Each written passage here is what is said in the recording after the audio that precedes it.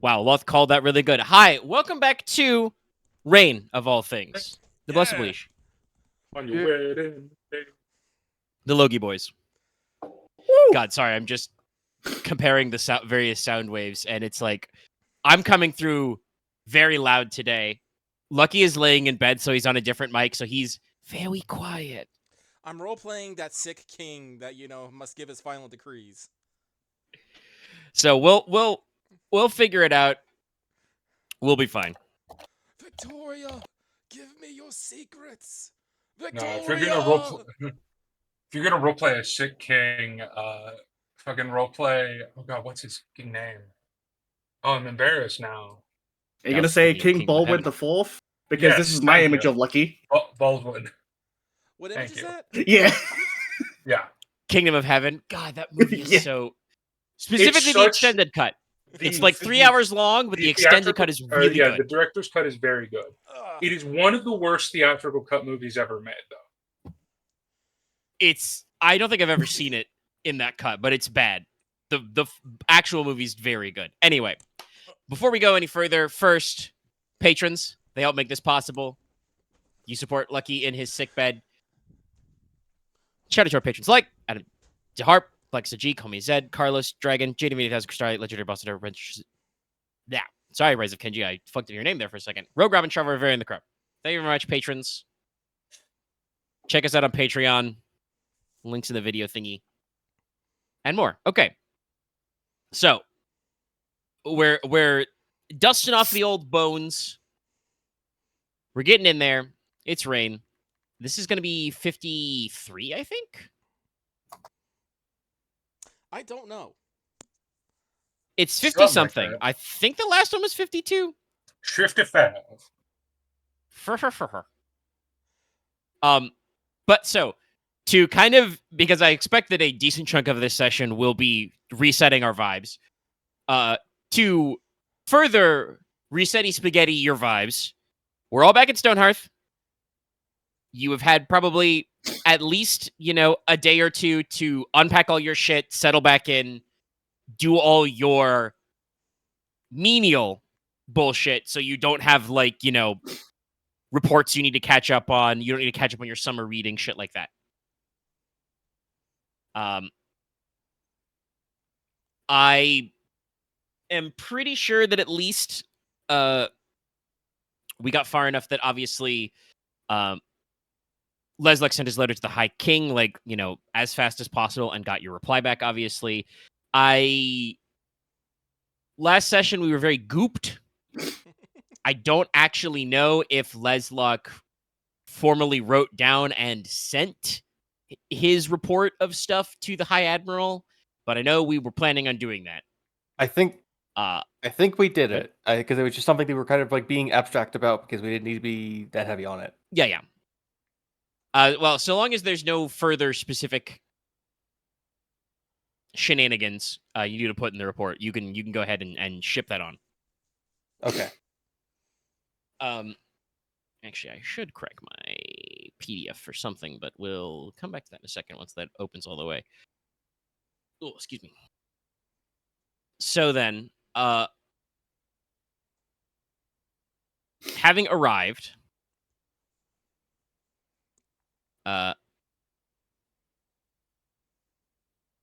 sorry, my notes document, I tabbed somewhere and then ended up completely in the wrong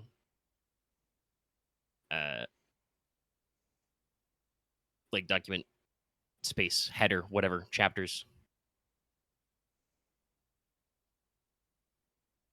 Confused me for a second.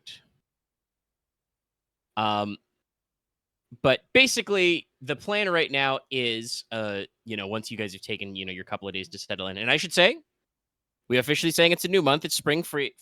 Spring free? Spring free! Spring free. Spring free, sweet cherry. One brain cell. But that means that all of your company stuff resets. So all your stats are back to their normal levels. I am fairly certain in my notes tab I have what you should be normally.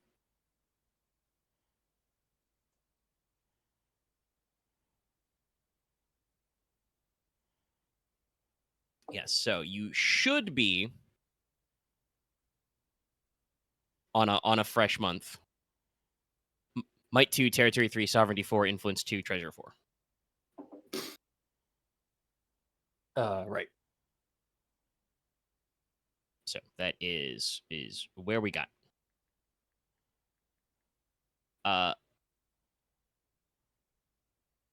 So that is another thing, to be talking about getting all your stuff squangled. Squangled.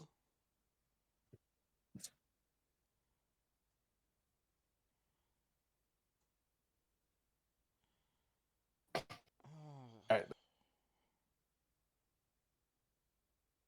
I think the plan So was it you were going to have reskimming the a section meeting. on Judge. I think the plan was to have the meeting and then we sort out doing company roles. A meeting I would mean, be you good. don't. The meeting is important. I want to reiterate. I know that you have plans for company roles, Axe, but nobody else has plans for company roles, so there's no rush on it, I think. That's what I was saying, just do the meeting first. So like I don't at the moment you are the only person with plans to make a company role, so I guess we'll That's- see if there's more after that.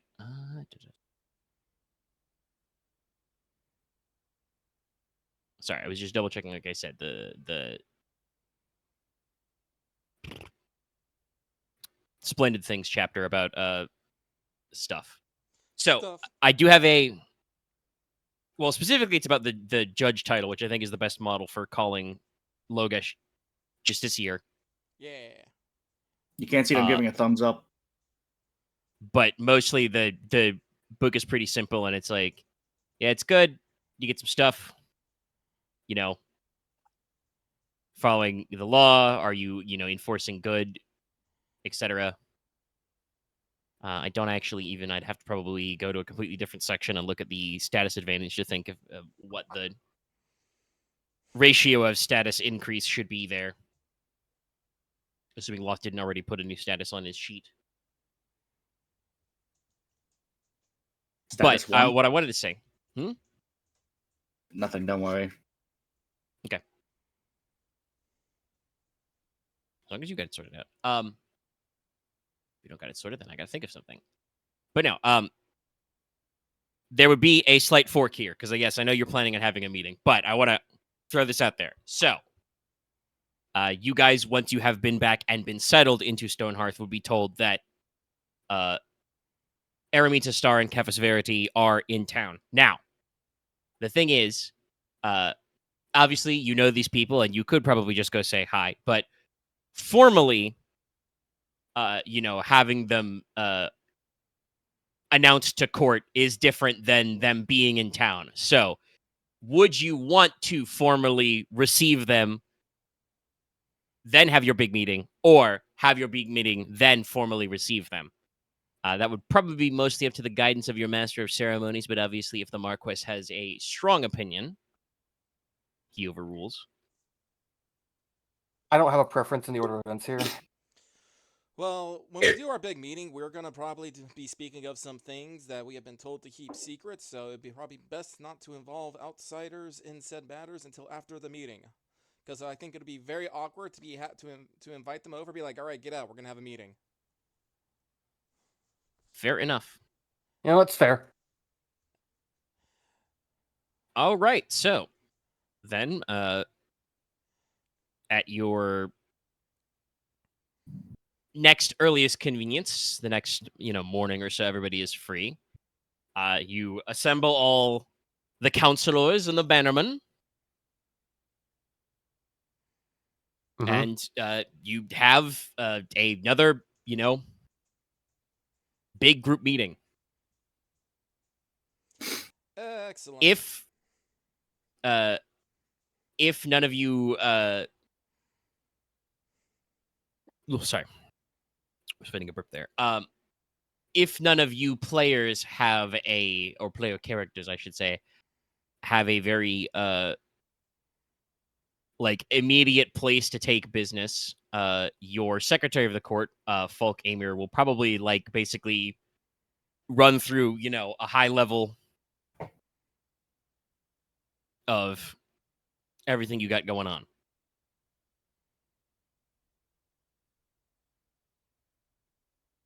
All right, sounds like we're okay with that. Yep. All right, so and yes, Folkgamer is your secretary of the court. So you guys are all assembled in your big war room at Stonehearth. You've got your big cool table. There's a big fire. Excellent. Everybody sits in their chairs. Yes, before the meeting gets started, though, Inos is going to show up with a... Shit, what is it? Hang on, I gotta pull it up. Because I would like to cast a spell before we get started with this meeting. 1 second, please, though, while I double-check the wording on it.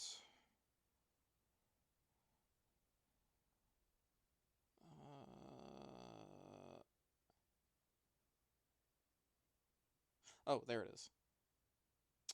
I did not put this in alphabetical order. That's why. It happens.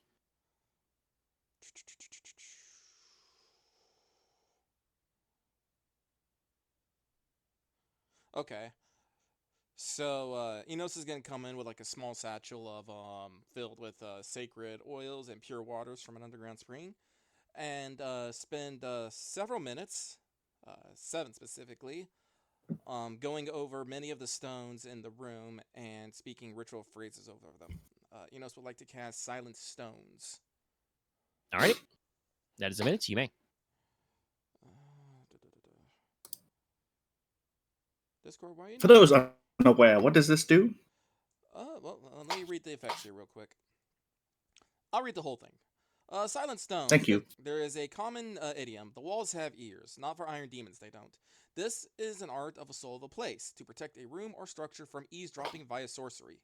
To perform it, one needs to anoint the room with sacred oils and pure water from an underground spring and speak several ritual phrases over a course of 7 minutes.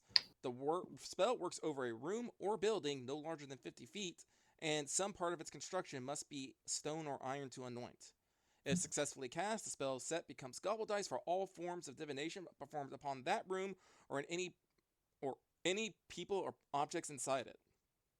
This works on obvious stuff like scrying, but also to prevent interrogating souls in this place, such as hear the soul or read the soul. If this breaks the set, the spell fails obviously, and the caster can tell some force obstructed their spellcraft. The spell lasts for a number of years, equal to the width of your sorcery roll. Years. All right. Hang on. Okay, there we go. Discord's not letting me type. And what is the intensity of this spell? 3. Okay. Let me double check my spell casting pool here. 9 plus master die.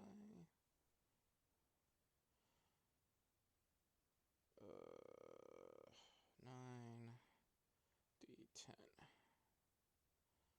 Yoosh.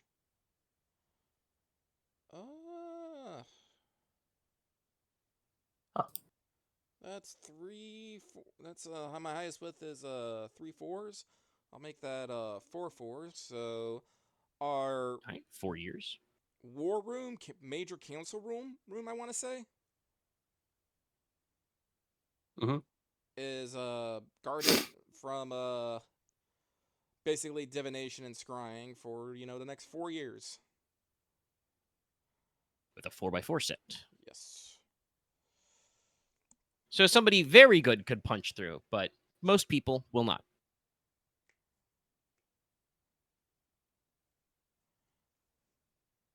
All right. Inos takes a little time to do that before the meeting. You guys all gather. As I said, Folk Amir has a role as the secretary, so he's going to kind of take this and direct it. So let's see. Where we start chronologically?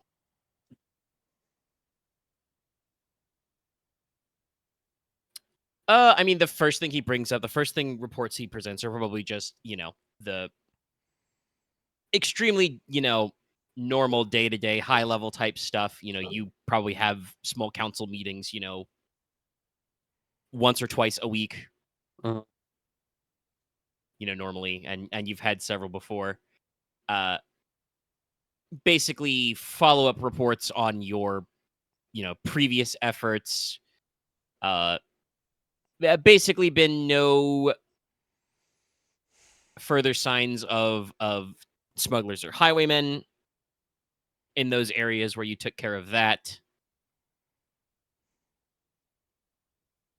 The Minehead, the new Minehead, is underway. I think that was like a couple of weeks ago. Yeah, because that was before was the like- saltwater thing, or the Yeah, salt that flat was salt immediately thing. after the Cyclops business. So yeah, so the new Minehead has been sunk, and they're starting to explore the area. Seeing early signs of the silver ore. Woo. Again, not that you guys are like broke or anything, but Gotta spend money to make money. it's true. Thinking about any of your other other general business. How about the road survey? Yes, he would bring that up, but that would go to Yibel, who handled it. I'm just Okay. wondering if there's any general stuff. Oh. Well, if you guys think I'm forgetting any of your plot hooks, you can remind me. I mean, I was We'll go to planning Evil on then. taking a vacation after this meeting. So, But let's see here. No, the Yeah, mine's well. underway. Any changes with our new Department of the Navy? Forgot his name for a second. Ashvin will talk about that in a second. He is here. Oh, okay. You've trundled him up there, so he's got reports to give. Because you guys have done a couple of things on that one. Okay. But no, if we're talking about where I'm right now, it's the new mine, crackdown on criminal activities, the roadwork project, and the new mine. I mean, the Navy. I mean, I'll say it this way, just so we'll get out there. This is probably going to be the moment where formally it is announced that Logesh is leaving the service of the Marquess's Cavalier and is being promoted to Justiciar of the land. Rad. Yippee. A Justiciar of Stonehearth. Your uncle, Logesh, your overall head, I just have it written as constable. That's not correct. That should be like head constable, whatever notes me. Emery Palick, who is Logesh's uncle, would, make a note that, technically that means you're under my command now. He'll nod towards the Marquess. Your lordship, I hope you won't mind if, for the moment, we'll assign Logesh to handling cases of enforcing your laws and decrees in the township for the moment. Kind of has, a little bit of a smirk on his face. He's happy. He's chilling. Logesh sitting back, also smiling, nodding. You probably have like a new pin or medallion or something. Unless we want to give Logesh a powdered wig. No. Yes, nail it to his head. Yep, nail it to his head. Wait, can't Nicola just make a super glue that is even more Not painful? doing that. That's what I was effective. thinking. I show up to the meeting in He my can do sleep. You that. guys have super glued it to my head. No. We can work a little about what like your wardrobe would be, but what probably would be was you would probably have like a very fine, like, black or other like specifically like monocolored, very well made robe to go over your gear to signify your position as a justice. Yeah. We can work on But yes, like I attaching said, a fancy for now. wig to a helmet later. That reminds me, I need to go back through my stuff and find I've more cool helmet pictures. I'm working on my reference library, Chad. I'm not just gonna favorite and retweet random things on Twitter. I'll actually save the images so I can recall them later. But yeah, so that is probably put forward here. Also, there's probably gentle rounds of applause for both Logesh and for Everhelm, promoted to Cavalier. Yeah. Good work all around. Yibel then with the road reports. She would stand up and deliver a report and basically say, "Your Lordship, the road survey has been completed as requested. In this month of spring, we've mostly moved on from any winter blockage. All the snow's melted and moved on, and we're leaving the rainy season, which means that an estimate of around 80% of the marked roads are clear, and the remainder are under the process of being cleared. There's always a little bit of, how you would say, drift or replacement every year from snow, melt, and rain. But so far, things are functioning as expected. That's good to hear. All recorded bridges are in good repair. River crossings all passed." She kind of shoots a side eye at, serving as your steward and commander, Eberhard Ferren, and probably notes that there are probably a couple of watchtowers and forts who are not making their inspections, but that's not the department of the Seneschal.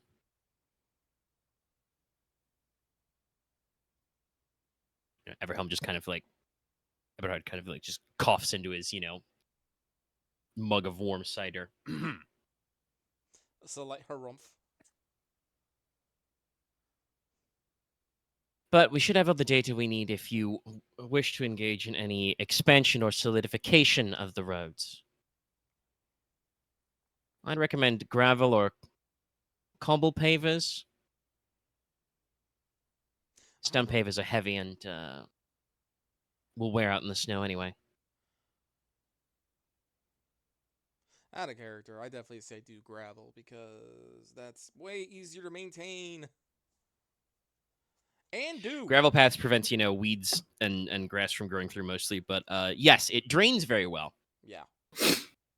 Which is important. No, if we do As the previously other thing, discussed, you live in a snowy country. yeah, no, if we do the cobble boom, we're also gonna have to build fucking drainage on the side. Otherwise, That's fair. Our roads will be fucking flooded constantly. Well, not constantly, but any good rain will flood our roads. In the seasons, yes. Yeah. You'll More be than we swamped want. out. Yeah. Then I So- guess it'd be better than to have fully practical roads instead of, I guess, having them only one main, having the one core road be the one that's like the fancy looking one. I mean, you could do a big military grade road. The here paths were originally for military purposes, but going for imperial style stone pavers and shit is that also involves digging drainage ditches and aqueducts. So no, that's a question of whether or not you want to hire a shitload of ditch diggers or not. it's up to you. But my harder recommendation is we go for gravel for at least for this leg of it. If we want to upgrade it later, honestly, even if we do fucking if we do gravel now and stone later, it'll actually be easier because it'll be a lot easier to move the gravel than it is to do everything else. Or you just fill in the gravel with something and layer the stone on top of it. It can Yep. be the bed below. Honestly, then, considering that it'd be kind of a bit much to do on short notice to make a road across the entire country, let's just do gravel then. Like I said, we have the here path, and we can definitely put a lot of focus on our road between from here to Crag. Like I said, that's the here path, right? Well, it's on the here path, or is that another specific road? The here path would probably include that. The specific description is that the hair path is the major military road, which is maintained by your knights and lamplighters. So that is your like major road path out of the valley Stonehearth is in, and runs to your major arterial holdings. So that probably does go as far as like the Glacius Gap and up into Crag and stuff like that, Yeah. down to Nordport, that sort of thing. No, that'd be good.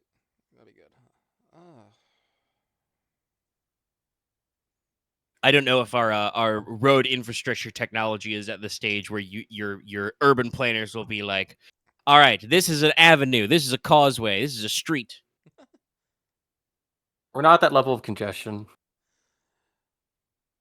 We kind of. You can be. I mean, you don't build big enough roads. Road theory is really cool. However big you build the road is how many people you'll put on it. Yeah. like, oh god, what was it? Like one of those really weird, facts to think about how the size of rockets was initially determined by how fucking big a horse was, because rocket parts used to be transported by rail. Rails would have to go through tunnels, and all that stuff was dealt by horses on carts, and so a lot of that stuff was determined by how much you can fit on on carts with horses on it. I'm messing this up so badly because I'm in slight pain right now, but it's important. I'm babbling right now. So honestly, for a road, we should probably set aside so we can at least have 2 horse carts side by side and maybe a little wiggle room on each for people and stuff on our big main path, and then we could probably shrink it down a bit for offshoot, like for smaller. Yeah, paths. I don't remember enough about like. Fun fact, chat: language means things, so every word exists for a purpose. I don't remember my road words enough, but yes, that sounds like a good standard size for a main road. Is you make sure that you effectively have 2 lanes of traffic, which can comfortably fit a horse-drawn cart going either direction, with a bit of leeway on both sides. Again, there's a word for that, like having room where like pedestrians can pass and shit that I do not remember right now. But yeah, you'd have a little bit of Causeway? leeway. I mean, that can be a causeway, but it's also just general. There's pedestrian space basically on either side. There's a little bit of lee room. Yes. That makes good for your, like I said, your major arterial roads, and then your smaller country roads can be, single stack, etc.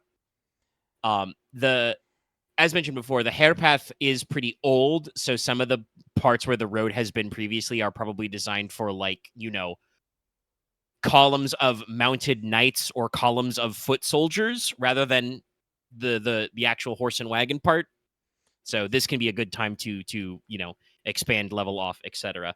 I am pretty sure that you may have vaguely mentioned to Yibel the plan as well to build up, I don't want to call it like secondary infrastructure, but like, facilities along the roadside. But that is obviously a longer term plan. She does not specifically bring any of that up in the meeting if you don't.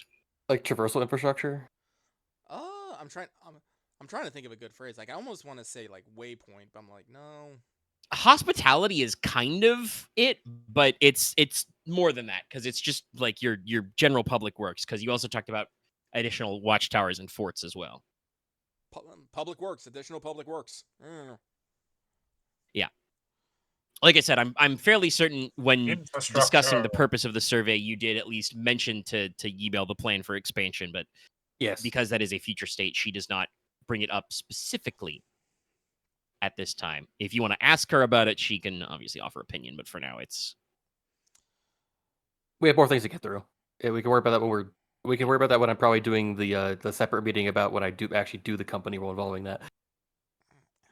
Yeah, if you guys want to do, if any of you want to do some stuff to get some extra dice in there. Then I think next the big one then is Ashwin Essek will talk about naval stuff. Gets up there, strokes his beard, chews on his corncob pipe. All right, my lord. Actually, I think it'll be in the Dromegus. This man has as much salt on him as there is in the sea. God damn, look at him. He's so crusty. Salt to your fire, mage. Oi. Sorry, when I do that voice, I squint my eyes, which makes it very hard to read my documents. Let me prepare myself before I get in character. Good to know. I let's was see, imaging a guy with like that? a very like semi-full graying beard big and- bushy beard, big and bushy squinting eyebrows, eyes. squinty little eyes. and then sometimes a very big surprise face when the sea horrors happen. But that's just a lighthouse. God, did we actually? What's up? Did I put him down somewhere different? No, he should be. You recruited a captain man who is different than the Wind Witch. Yeah. Yes, Is that guy not under something in the Dramatis Personae? I I remember seeing him. One Actually, now that you second. mention it, no, I don't think you have to write him down. No, because he. I remember had the, seeing him at one point. Because Let's he had see. the Well, boat let that me we fucking- recruited him off the flat salts. was he like in the citizen section? And he's dead now. No, he's not. He doesn't exist. You're dumb. No, incorrect. Everything you said is wrong. You're not going to earn your vacation at this rate, buddy. Was it I can't remember. I remember him. I do not Yeah, remember his genuinely name. I don't. do not remember the name of his ship. There you go. It's he's under Citizens of Teine. Phillips Kovac, captain of the Rebecca. Double check that he is in my end. Ah, yes. Okay, I have not moved him. Oh, yeah, Kovacs. There he is. Yes.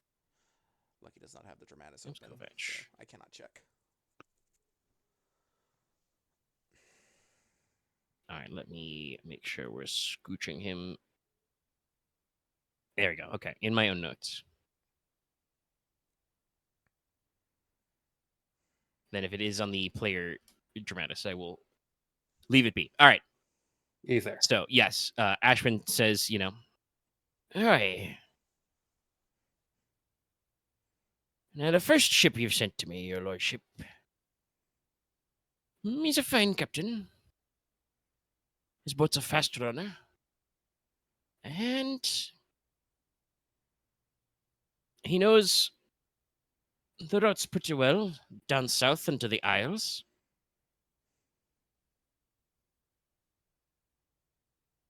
But he kind of, peers around the room and says, well, I'll say it plain. I've been speaking to him, and it's quite clear. Well, he's no pirate. He is and has been a smuggler. Now, if that not be troubling me, your lordship too much, gotta be careful. I'm getting a little Mr. Krabs here. Yeah, I was just thinking that. You just gotta avoid teetering there.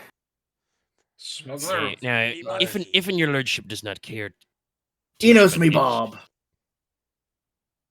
Oh no. then I can set about granting him one of our letters of marque and set him about hunted pirates. Can I, The ship he has, the Rebecca, is a well-suited, respectable brig. can I ask smuggler of what? I think Ashford looks at you and says, well, I didn't know. Can the head physician ask about? Is there perhaps something that concerns ye? If it was smuggled goods, Doctor? I have. If he was smuggling goods, I have no personal problems with it. But if he was dealing in the realms of flesh, I would take issue.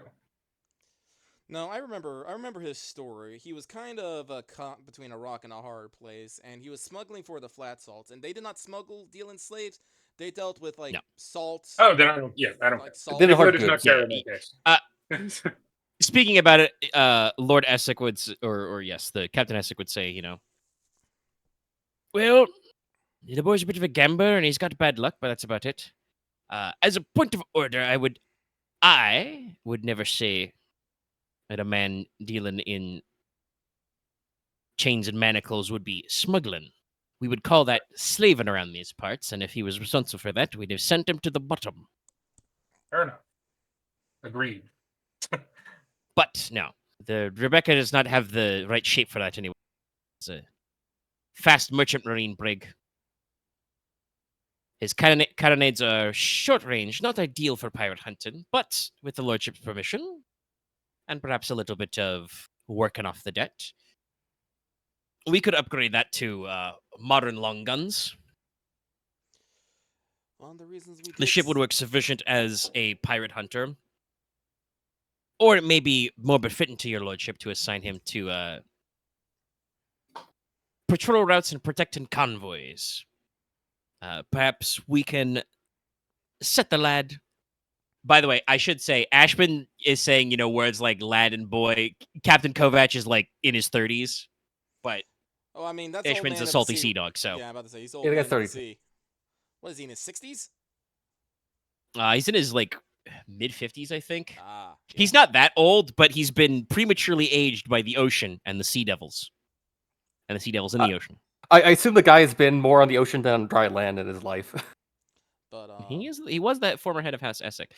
But yes, Good. he would suggest that, if you don't fully trust Kovac to go out and start blasting pirates, maybe have him use the Rebecca to run escort for your shipments of cheap grain and beer that you're bringing in from Ferretti right now.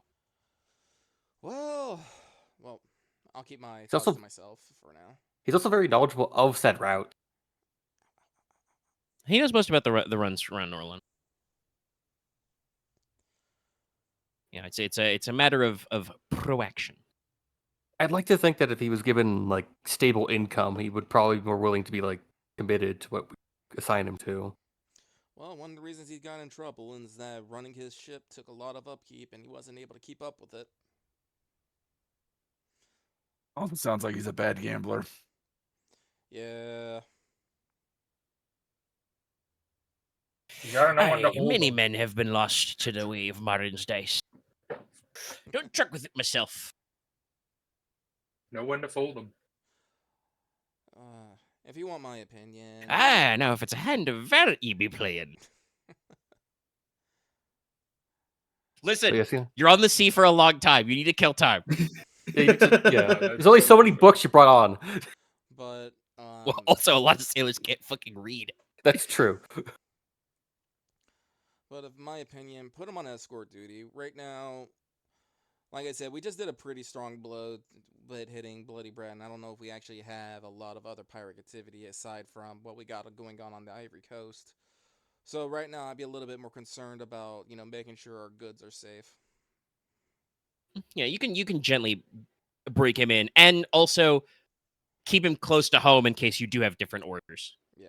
Yeah, honestly, The yeah. jump from across the Ice Heart Strait to Milieu is not that long, so Honestly, having him go just straight up pirate hunting right now, also we probably have to install better guns on him anyway. Well, It'd I probably think be much. yeah, we Ashford should- did talk about that. We But- should probably upgrade his guns anyway. That's Like I said, because that was kind of thing we said, we send him here, we make sure we take care of his goods, take care of his ship and stuff. I think, giving him some solid, modern long guns, bring him up to the Teine standard, probably be good. true. As an extension of the house, he should have the standard. Yep. We All do right, not okay. we do not outfit our people with substandard weapons. We are like the one house specifically known for giving people the best shit. Yes. You're very well made, yes, very high quality, good technology. Technology. So Ashford continues. Now, your lordship, on the second subject, the second ship you've been sending to me, the Windless. Well, I'll be honest with you. That is a boat that is also not suited at all to pirate hunting. She's a flat bottom flute. Huh. Much better for shipping with speed or moving fast. Now, if you want to be scouting troubled waters, the Seawolf is a very fine ship. And I make no statements about whatever the Master of Ceremonies has been doing lately. Enos just Squinty looks away. CI at Enos. Enos just looks away quickly. But she does have a deep keel. So she's best to be sailing for properly scouted sounds and channels. A ship like the Windless, with a large flat bottom and a broad hull. Very stable, very good for rough weather and shallow seas. but she's not armed like a pirate hunter. And as an aside, well, I do not be in the business of asking questions of my lordship. I do have to say that, while I know firsthand that it can be, how would you phrase it? It can be quite a boon to be taking a wind witch aboard. That is also a subject of delicate jurisdiction, as most wind witches I've ever met have been firmly under the training and authority of the Order of the Navigator. Now, the last Minona Naitana claims that she has left the Order and has no formal position. That's fine. That's her business. The question I would ask ye, your lordship, is if ye be believing. Running afoul of the Wind Witches, to say nothing of House Marin, is a troublesome business.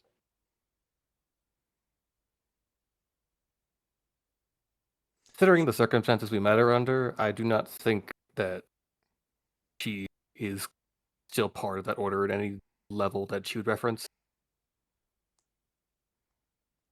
Aye, all right, we'll stick to our story. A wandering ship captain with a boat. That's perfectly fine. I've assessed her skills, and I do believe that she has the quality of a privateer.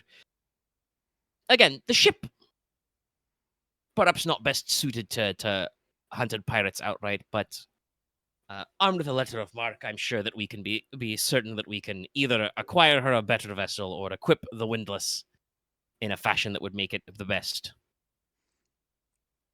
I shall leave that to your authority, your lordship. But as I say, swift transit in shallow seas. Good. I'm not an expert in the nautical houses, but I do believe that the name Naitana is a minor noble house or cavalier's house. Though he, shoots a glance around the room. In the Islas Viento, being being from the stock of a knight means that you're a marine or a ship captain mostly. Not a lot of equestrians down there, yeah. Inos The rubs horses, they didn't like boats, you see, yeah. Inos, rubs his chin. It's all like, if our ship is currently best suited for shallow waters and swift speed, maybe we just task her with patrolling our coast for a while. So we can It could be a decent one.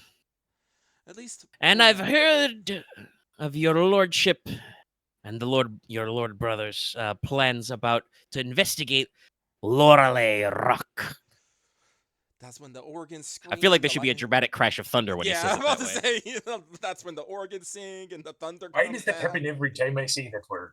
Doo-doo-doo. I know. No. Ashwood knows when he speaks of Lorelei Rock. He has to say it with a rolled R. Lorelei Rock. We'll be looking to agitate the sea devils. Yar. Aye. Well, actually, Patrol would not go reverse. Exterminate them. Enos will turn to our master of the sea and so like, how well do you think that her ship would fail against sea devils? Oh, that's a difficult question you ask, Master Inos. In all my long years, I've never met a boat that's actually designed to face the sea devils well, Ooh. other than perhaps a sturdy harpooner or hatchetman on his own in a canoe. Outrun him and stick him with a boarding axe if they get too close. But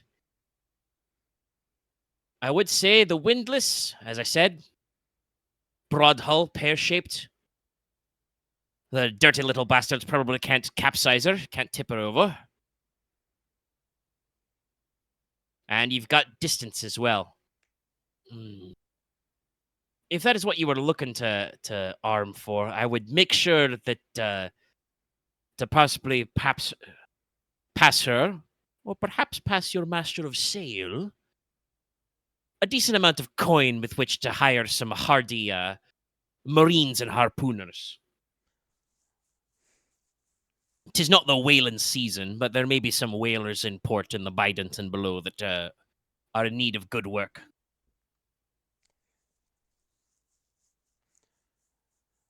That's Well, usually what makes the difference in a Sea Devil attack is the men aboard. They usually do. They usually are just waiting for winter to end. actually, when is whaling season? I'm not sure. I don't think it's summer, though. I don't think it's I'll check. summer. For which one? Probably be Whaling. both spring and fall. When So they're... technically it is summer, but also because it's mostly done in Arctic regions, so you can't do that in the winter, or your boat is Okay. just fucked. What I was going to say, it Commercial might whaling be season, starts in like it April. might be spring and autumn for we're Yeah. getting them while they pass by Nordland. Yeah, it's spring and Going summer south and mostly, north. I believe, because it's when Okay. whales are migrating. Okay. So you'd probably be at like the end of a season. Yeah, so some boys might be so they're probably the whalers are probably coming home now with their catch. Probably. Yeah. Okay. Might find some men for some extra work. No. I mean no offense, your lordship, but it is true that of the mighty houses of the Teine banners, only my own of the Twin Spears has ever been interested in holding boats. We have some fine harpoonmen, but if we are expending our naval ambitions, a rousing round of training proper marines and boarding men might not go awry. Well, Agreed. I am, not the, Sorry, I'm not the master agreed. of coin here, but I do think we should probably try and put some coin away for maintenance, construction, upgrading, and training of our. Your head coffer, heck good on of- his palate, nods and says, "Oh, aye, lad. I've been hearing the Marquess's decisions on this.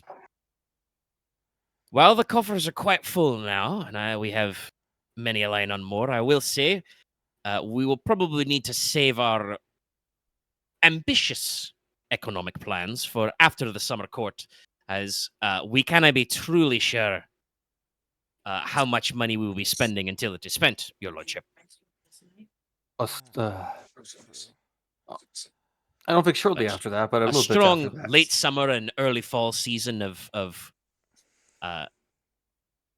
laying down or purchasing boats, training men. That would give us the winter for practice and arming. Send them out in spring. Sounds reasonable. I got a question. What month scribbles a note, does go for it. what month does Baron Oro expect us to pay him back? Next spring. I believe you took the loan in spring 1, so it will be spring 1. Okay. It's due back. Okay. How far away is that? Sure. We're in spring. I mean, spring 3, so almost 12 months, like 10. Okay, so that, we don't have to worry about we don't worry about that until Yeah, like you don't need to worry way about after. that cost coming due until it's clear. All right, so that's not a factor in doing us budgeting spring. Okay. No. Nonsense. God, it's only been 2 months. Fuck. Yeah, no, it hasn't been 2 months. It's been a lot of months. It's been a lot of game. It's been a lot of game. It's been about a year of game. Game. But yes, no. So yes, that's what So, yeah. Ashman has. He's got his notes. So to recap, because there was a lot of role play in there. You're gonna have Captain Kovac and the Rebecca basically cut his teeth escorting your shipments of cheap goods, across the sound and make sure that doesn't get got. And we're gonna have Captain Naitana and the Windless, fully loaded with a crew. No longer skeleton crewed. Run patrols, perhaps along your southern coastline. Yeah. And I'll Alright. get them both outfitted accordingly. Yeah. They'll handle that. You guys don't got to roll into that. That's Yeah. fine. Okay. Okay.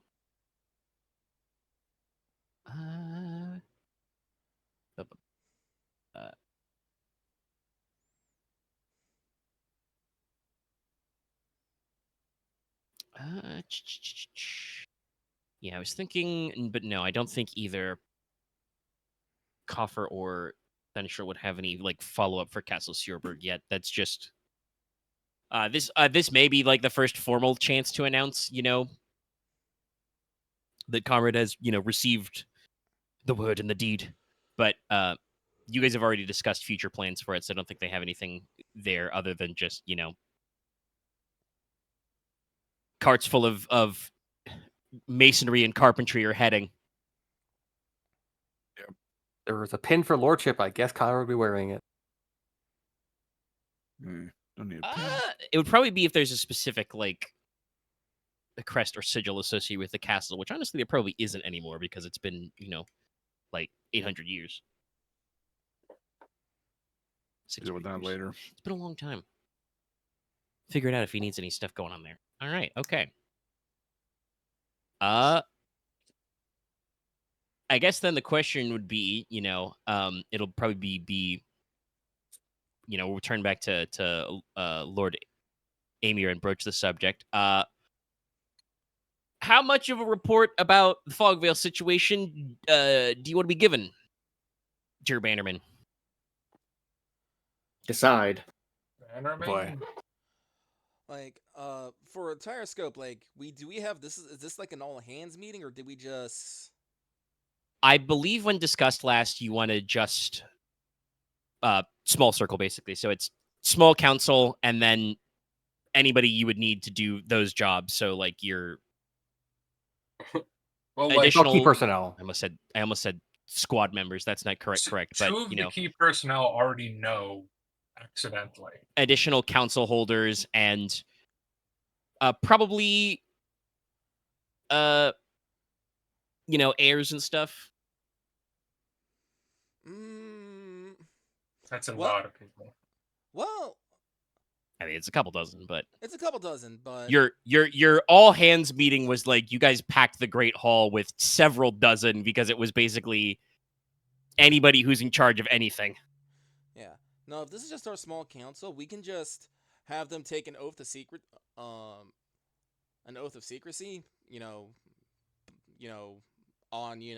Nothing we say here leaves this room, sort of thing. Things per the king's like on I can't think of the proper oath, but on the king's law or on the By orders of the crown, you Yeah, are on orders sworn of to the crown. secrecy. Yes. It's all like, and we won't force anyone to take said oath, but if they don't take the fucking oath, they have to fucking leave the room. Yeah, that sounds entirely reasonable. There's a reason I why. don't think anybody would bow out. Yeah. So Okay. In that case, no. Then I think we should give a full accounting of the Fogvale and what we found in it. okay. I guess the question I is, mean, that certainly makes summarizing easier if you're going to give a full unabridged account. should I bring up the letter? Because These plays. I mean, bringing up the letter from the High King would just be that's why you say it's by order Yeah. of the crown sort of Yeah. thing. I think at the end I need to at least bring up his response, at least in regard of like what at least relevant. I don't think we necessarily. I think you can mention that you have already spoken to the king on the subject and he agrees to secrecy, but we don't need to get into particulars of the letter. That's fair. Yeah. Like I say, just note that you have already reported to the king, and he believes that it'd be wise to keep this under wrap until it can be brought public, probably at summer court. Which I think would be great to go into what probably should actually be a good point of discussion of what we're actually going to do about the Fogvale in the immediate time frame. Yes, there's probably no shortage of murmuring, muttering, and glancing back and forth when you describe parts of this narrative. Yes. Inos will, stand and, let his voice be heard across the room. He'd be like, so, ladies and gentlemen of the council, we find ourselves at a crossroads here. We have found that, despite what one may believe and what legends have told us, there do seem to be people living in the Fogvale. Which means that the Fogvale is someplace that can be settled. as you may or may not know, the Fogvale had some of the most fertile land. And on, what is our island named again? Is it Norland. Norland is the Norland. actual. Yes. Had The some of Northern the Island. most fertile land in Noland. And as you can see, and in recent concerns have meant we might be needing that. Of course, there are a bunch of concerns about, the ever-erupting volcano, the miasma in the air, and Monstrum, and who knows what other things, but it's all like, I do believe that, the rewards are commensurate with the risk. Ursa when as you know, your mistress of the hunt kind of, folds her arms, leans back in her chair and says, "No, I see it. Land has always been a premium in the north. And certainly, dependent on the state of things, having new trading partners would open up new markets." She, nods towards Lord Palak. But you are describing a very large undertaking. I would say that probably if we don't count the islands, that the Fogvale was probably the smallest province on Norland.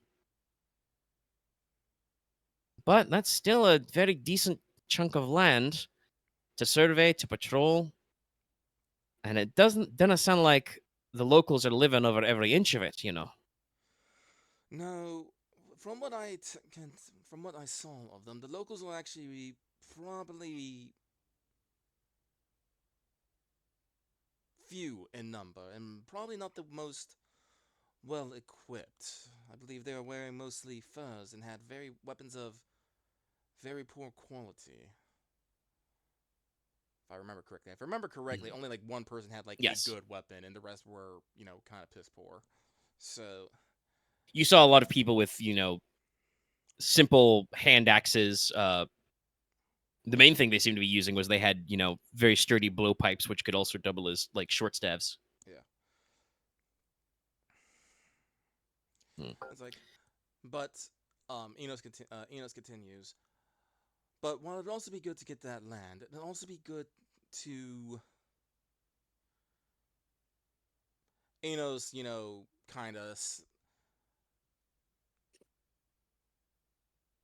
slowly speaks here. It's like, I don't want to necessarily say right a wrong, but the entire interdiction with the what do we call what was the battle called? The Field of Tears. What was it? Fuck. Oh, it was the Field of Fools, Yeah, the Field of Fools. or the and Battle of Stone Fools. Yeah, and the Night of Fire. Yeah. In the Night of Fire, we may have been doing our land a disservice by ignoring it for so long. I think actually, it makes sense. Maximilian Gridarvol speaks up and he strokes his beard a little and says, "No, you've spent much time in the library, Master Inos, and I understand, we are talking about a spiritual, a metaphysical unbalance in the land. Inos nods. Like it or not, the Fog Vale is part of Norland. We cannot say that one side of the mountain is ours and we don't care about the other side of the mountain. It doesn't work like that. It's all one mountain." He kind of stamps the table a little and says, "And if what the Marquess and the rest of his party have been investigating and saying that there are..." He kind of makes, nebulous gestures of like, if there's something to the aether or the natural harmony of the world that's off balance, I would assume that it is supposed to be a correct flow of the three: Crag, Teine, Fogvale. We're all the same island. And, we're part of another set of islands, 3 crowns. Gazes around the room pointedly. The rest of the small council kind of, nod along. It is the responsibility of those in power It is our responsibility as those in power to build a bridge where there is only ash. A fine sentiment, your lordship. S- But that brings with us many practical concerns. As your head almoner, it is usually my suspect to discuss your gift of alms to the needy. I would say if you wish to support the... He kind of pauses and says, tilts his head toward Inos. I do not want to say downtrodden or distressed. Your report makes it seem like the survivors are mighty fierce.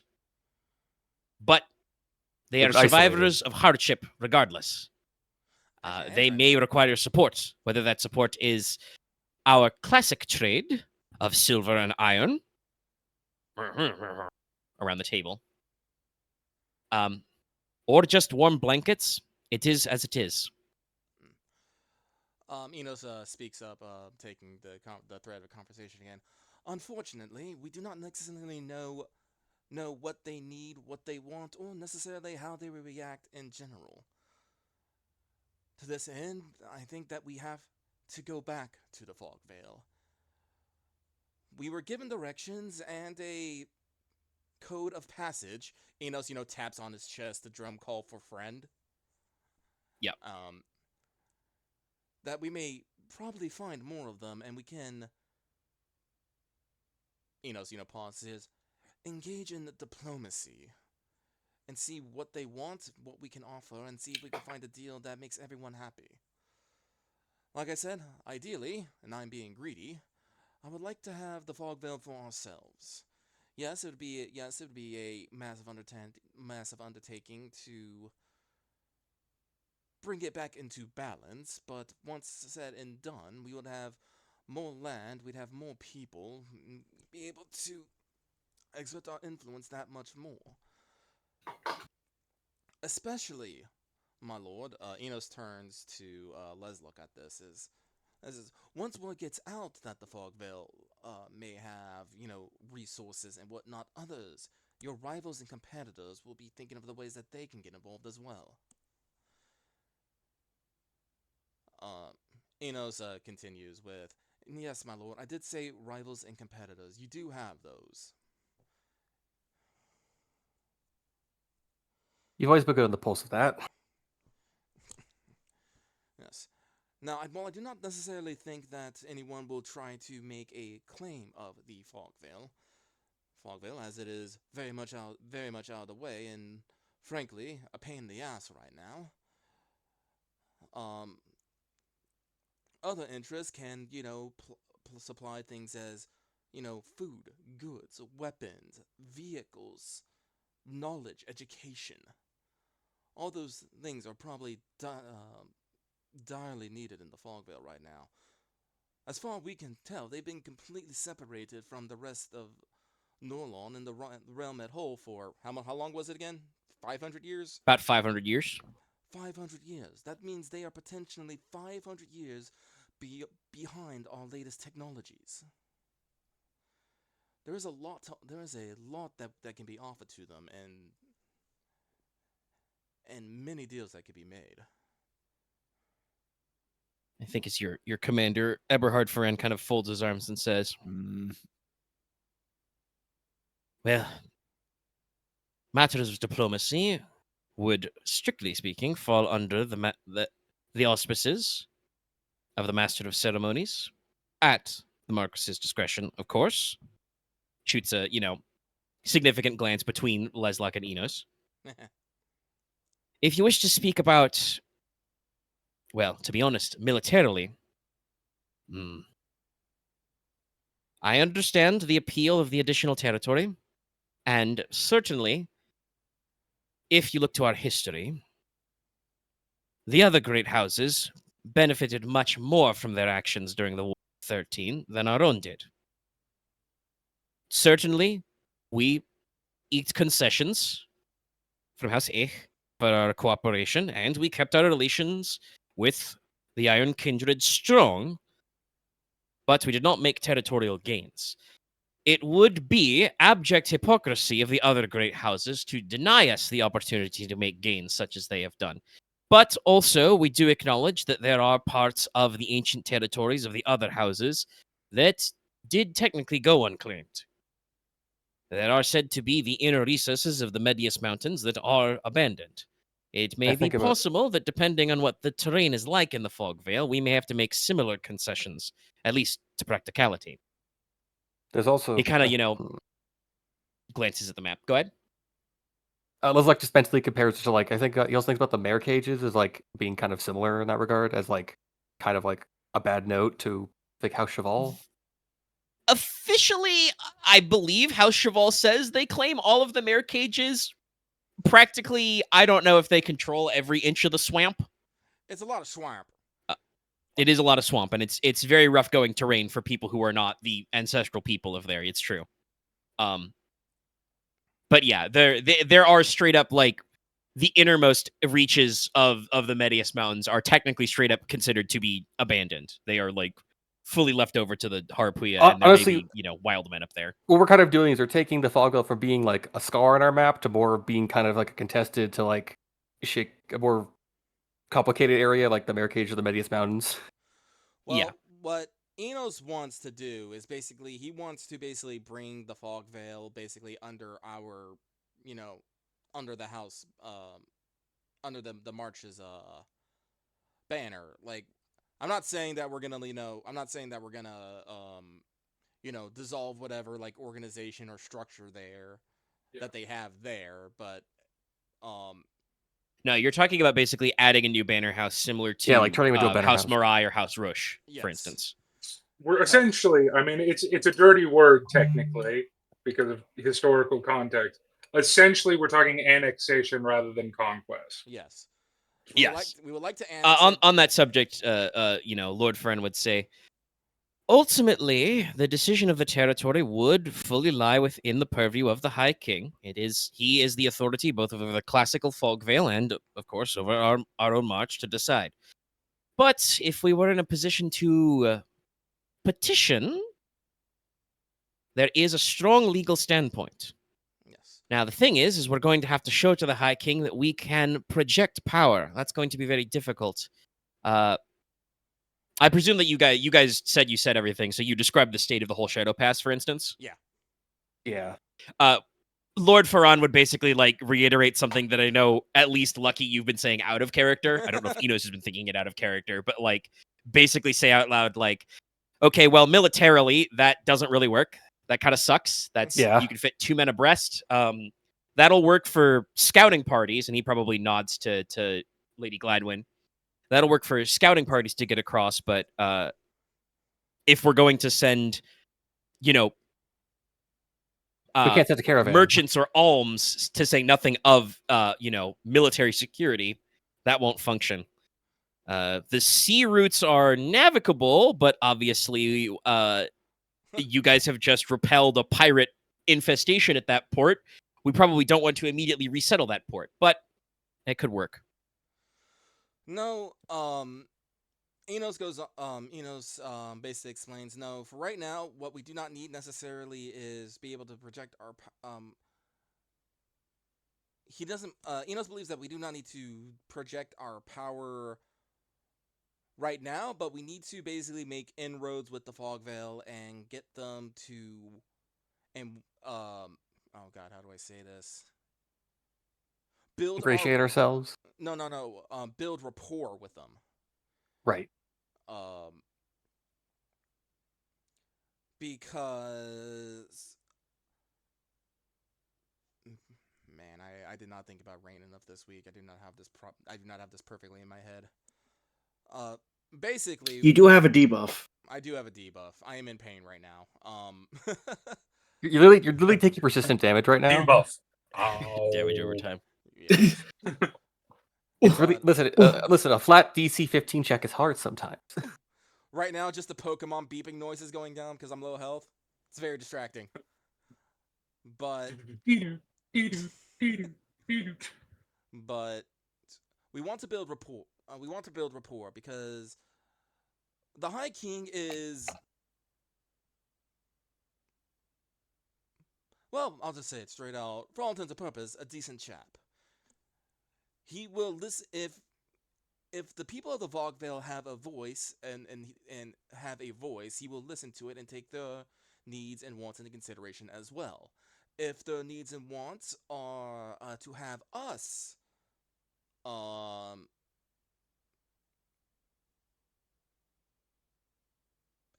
if their needs or wants are for us to, annex them and give them support they need, the High King would be much more disposed of that, and that is another card in our hand. Another card in our hand. To that measure, we have. Enos turns to the Marquess. Is like, we need to make a choice. Well, I would like. Well, no, I'm sorry, my lord. I say that twice. I would like to propose an action in which you would need to make a choice, my lord. It's all like. Let us hear it. Either in the first month of summer or in the third month of summer, we need to send a diplomatic delegation. Thank you. A delegation to the Vogvale to treat with the locals, get a lay of the land, find out what they need, gather information. And if things can go well, maybe bring someone of that they consider leadership, nobility, someone who can speak for the people back with us. Now, the difference between summer 1 and summer 3 is, well, frankly, those are the only times we're going to have available to do such a thing. I do believe that with all the projects we have going down, the rest of our spring is going to be fairly booked. Summer 2 will be summer court. We will be completely swamped, my lord. We will not have time for such a thing. Mm-hmm. Summer 3 will be winding down. We'll be getting ready for fall, but it will not be the hectic planning and preparations for the harvest, for taxes, for count cointing, and other such needs as the fall. If we're going to return to the Fogvale, it must be in either summer 1, the first month of summer, or the last month of summer. Now, personally, my lord, I would suggest the first month of summer, because never let it be said that a grand and big reveal does not generate force on its own. If we were to go to the Fogvale in the first month of summer and return before summer court with a delegation from the Fogvale to be able to speak to the High King himself on their own behalf, well, that's like, the matter is almost as good as settled. That being said, that puts us on more of a time, that gives us a more definite time to start and a very definite time to finish. It's like, we do not know what's going on in the Fogvale. We do not know what complications we will encounter. Going in summer 3 will give us a much more relaxed time schedule, but we will not be able to provide the shock and awe showing the denizens of the Fogvale to the High King at summer court. It is more flexible, more lenient, but will not have as strong as an impact.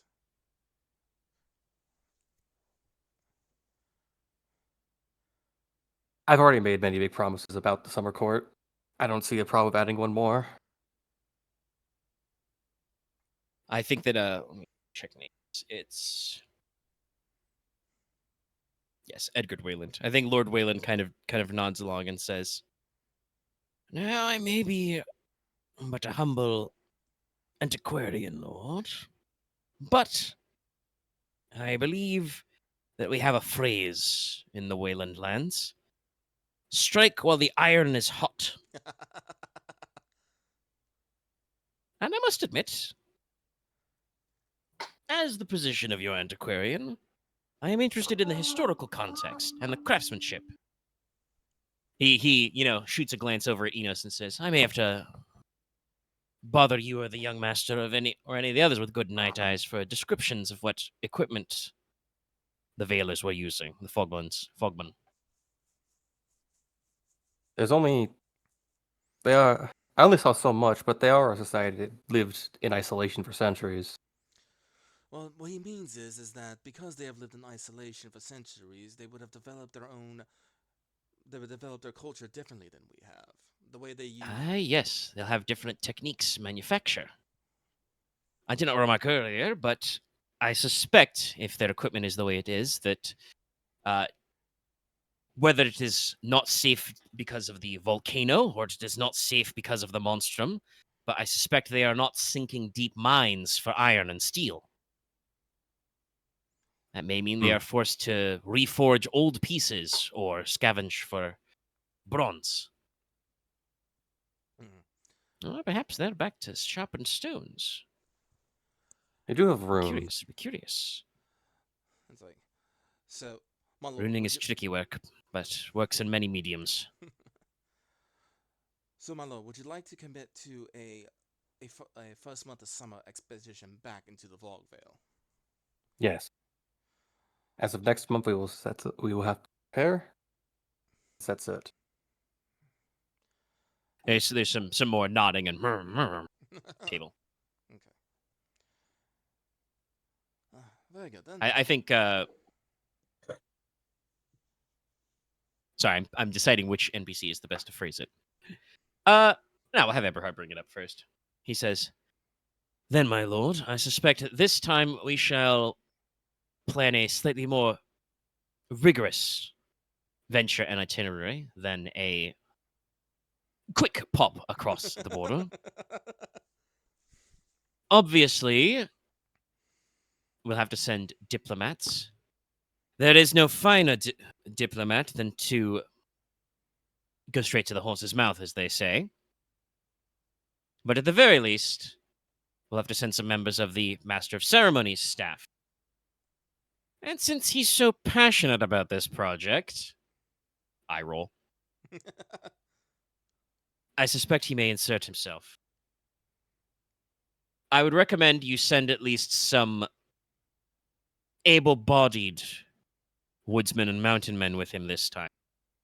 Not men-at-arms, but woodsmen, scouts, soldiers. Perhaps some men of the Corb would. Lord Emir kind of, nods along, makes some more notes. I like the idea of that.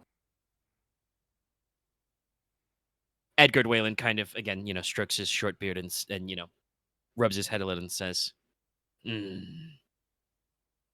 If I can spare, I would also like to recommend mine own heir for this. I'm sorry, who spoke? That was Lord Wayland. Okay, so it's Ike. He's recommending Ike for the expedition. It's Okay. like, she's already been there, and well, she'll be best able to answer mine own questions about the craftsmanship and crafts of these fogmen. Her expertise probably would be most useful, yes. So, some scouts, some woodmen, Ike Wayland, myself. Inos looks around the room. Any other suggestions? Enos looks over at Konrad.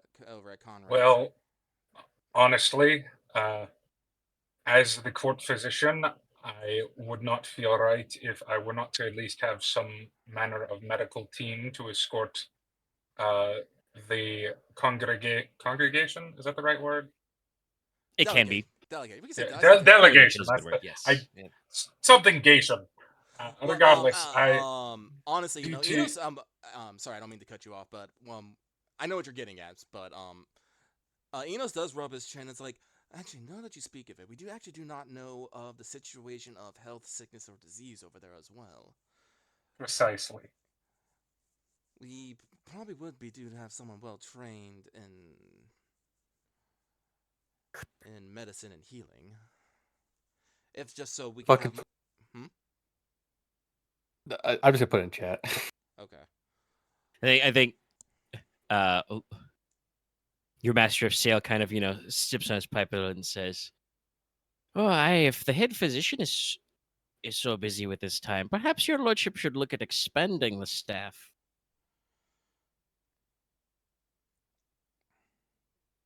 No, I will make if my lordship is going, my main duty is to him. But regardless, Well, you know, you're still in spring 3, so you've got a whole month to figure out to take a little. Expedition little aside, expanding the staff of the what would it even be called? I mean, it would I just wanna be, I think, say your physician staff. Expanding it to the physician staff would not be amiss, particularly if something were to happen to me. I think it's cycles back to Lord Ferran, who says that other than the head physician himself, and Sir Dr. Nicola has adequately proven himself suitable for both field work and academic work. The only other person I know of who is skilled at both ranging and medical would be the first Dowager Marchioness, Your Lady Cressida. mom! Of course, your lordship, I leave that to your discretion, but Well, that is probably how our statuses stand. honestly, asking Lady Cressida to go along probably would not be the worst idea. Especially because she has like magic sight voodoo and can like. She is a very powerful Veiler, yes. Yeah, She's a she's very a. powerful whaler, She, but she, but She's like also I'm. also, she was an adventurer. She was so, an adventurer, and like if you I think posted her about it, stat block. Let me see. her original culture was also an isolated kind of culture. She probably no, Yeah. she would probably understand these people better than we could. And yeah, could no. probably Honestly, relate I with think them. we have to bring your mom. Yes, it's like Leslok will make sure to ask her as like Healing 3, Lore 5, Student Monstrum 3, Navigation 5, Herbalism 5. Yeah, no, she's like yeah, that's my mom. no, and also She's a great fit for this. And also another thing, this would be we don't have to say like she's like leading it or something, but if we make it known that she is taking active part in this, it helps her reputation. You know? Well, and also this, Lord Ferran did bring up the joke that, the best diplomatic, relation is to come straight from the horse's mouth. It's to have the Marquess go. But if you don't want to do that for whatever reason, I probably should go, but yeah. It's probably a good one. It's a thing to like. It's not going to be until the next month. It's a thing to think about just for like splitting the party reasons. Yeah. If you We're all gonna want to get pile there, in, Yeah. and it may be that here's the thing: the PCs like cross the border to your initial meeting, and then you kind of like disseminate your expedition further. Yeah, if we were actually in an ancient like civilization, medieval setting, and this was like real and not a game, I would push for you not to go because it makes absolutely no fucking sense to risk you in mostly unknown territory. Also, if my But brother's because going it's a anyway, it's also pain- fine. But because it's a Well, I pain mean, in there the is the ass thing and you're we're talking about, playing like TTRPG, I'm not gonna yes, that's true. harp on But it. Basically, how this works is like there's- if only one of us goes, we can make it like a vignette. But if it's more than one of Yeah. us has to go, it's the whole thing. Well, that's yeah. the thing. Like I said, the thing I will say on the subject of the Marquess going, just to finish that thought, is you do have to think about like comm lag, basically. Like the buck stops at him, so he either needs to delegate strongly, or you need to be operating without command authority, basically, Also, my which can brother- be troublesome. My brother can ask people questions in real time with the book. That's true. That is actually, but we'll like I said, we have time to figure it out in game. I think that is my Lady next like Cressida big definitely thing. should go. I'm putting this in After writing, Lorelei but Rock? Leslok will like Yeah. as of tomorrow, next. we'll go ask her about this directly. I didn't think about Ashman it, but Essex doesn't Lucky have is stats yet. I should 100% run him up right. some. Like her similar, while there are obviously different situations, her experience with this culture would give more insight than most of us, and also not to be too much of my real self injected into Nicola, but because she is still grieving, it's probably not the worst thing for her to get out and be doing something like this. Like, Also, you want to talk about the spookity? She is Sense 4 Eerie 4. oh, she has the true spook sight. There, it's in writing. I'm doing it. That's happening now. Okay. All right. Lucky is BR being. But yeah, no. Like I said, it's all on you, like how we want to logistically handle it. If we want to avoid splitting the party or just go for like summarized quick vignettes, I can do either. Like I have, the general outline and the idea of the stuff that is in the Fog Veil, happening in the Fog Veil, etc. But I think I have I not think written the detail of your expedition yet. again, like Nicola being there or not is entirely like I guess is like entirely dependent like if Dallas wants to do that or not, because like he's in a position where he doesn't have to be. Okay, realistically, even if you're not going, Nicola is not going to risk people going into a place with unknown pathogens, unknown potential harm, without someone with medical expertise coming along. And I mean medical expertise. As great as Lady Cressida is in herbalism, that doesn't let you detect pathogens. I did mention she does have There's a heal Valor's 3. on Like it, she's skilled at it, but No, I trust her she's to not heal as good injuries as and you. stuff, but she doesn't know like. I mean, there is literally like the illness detection spell, but that is a total. I mean, she does have sense miasma, but that is She does. Okay. that is using magic to solve your problems, which is not Fair something enough. you want to do all the time. Nicola would insist on going and grumble about it, but he will go. Then I think this month it sounds like we this should month you probably should just- try to. Then I think my request for you this month is to actually recruit and train people to like be part of your staff. Okay, I'm not going to be able to train them in a month, but I know what you're saying. Like they're not coming on in this expedition. I mean, yes, but like get it established. Yes, no, 100%. I mean, have some people. Nicola he can be is behind also here at not least. the only doctor in Tan, so Fair. No, but he is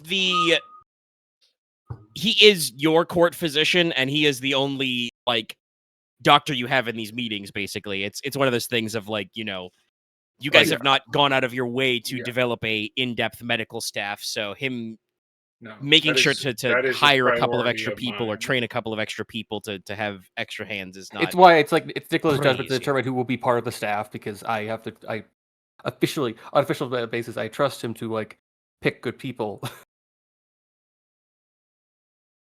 No, But yeah, I'll run by so most of my assignments. you guys can work. Yeah, it's like on all that. If anything, I'm more discerning than most of the party. Well, when it comes to certain things, sorry, y'all say. Oh, 100%. This is one of those. Really bad. We're gonna go for an hour and a half.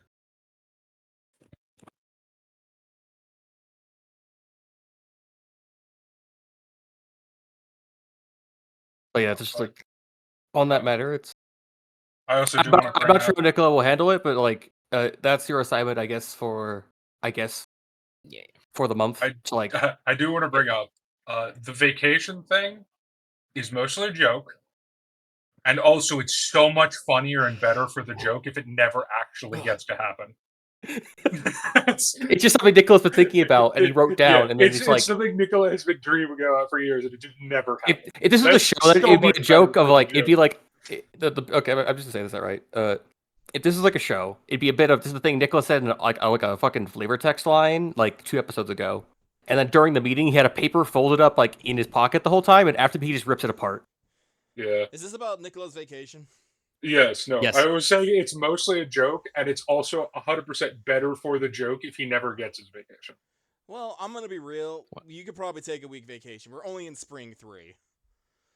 You have a month, but we'll see how much of a workaholic Nicola is. All right, okay. It is. Funny. I am back. Yeah. I was actually gonna step away for a second, but I want to leave you guys with a thought of like, so yeah, you're planning on the expedition. You're probably gonna take the crew with. You guys can debate amongst yourself if you have a good reason to.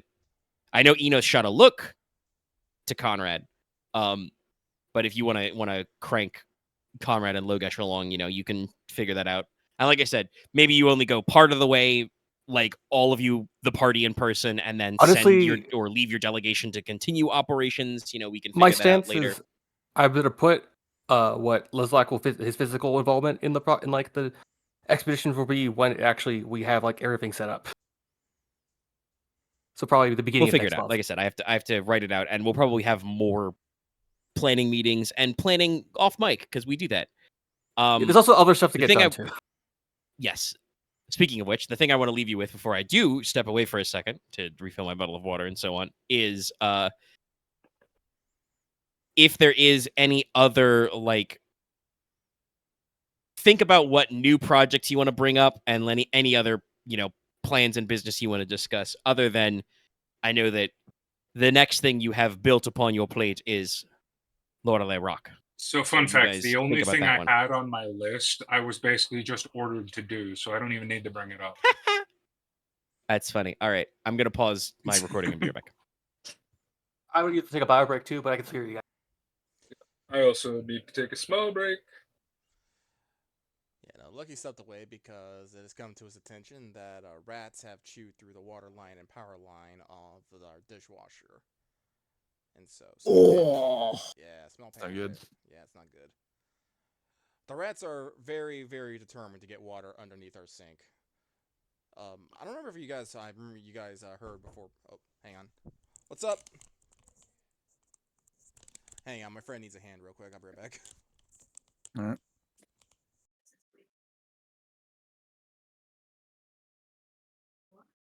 Yeah, what is the meat? Yeah. I'll bring some.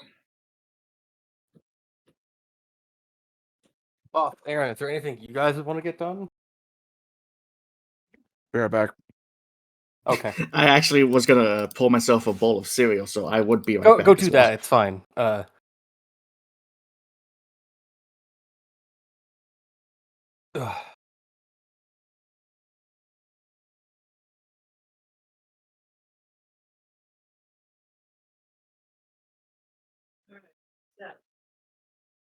Also, next time you guys go to Ralph's, if there's a discount, I can go with you so I can put the stuff in. Right now it's $7.99 for if you buy 3 each.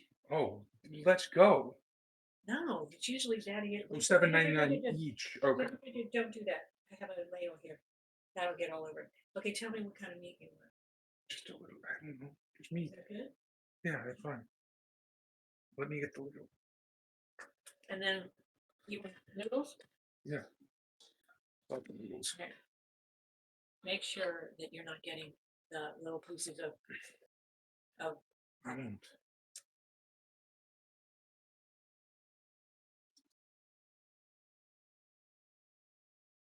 Okay, I'll get it.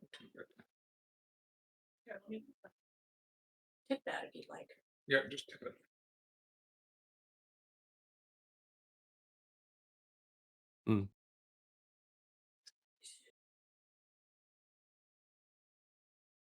There you go. Fill it up with noodles.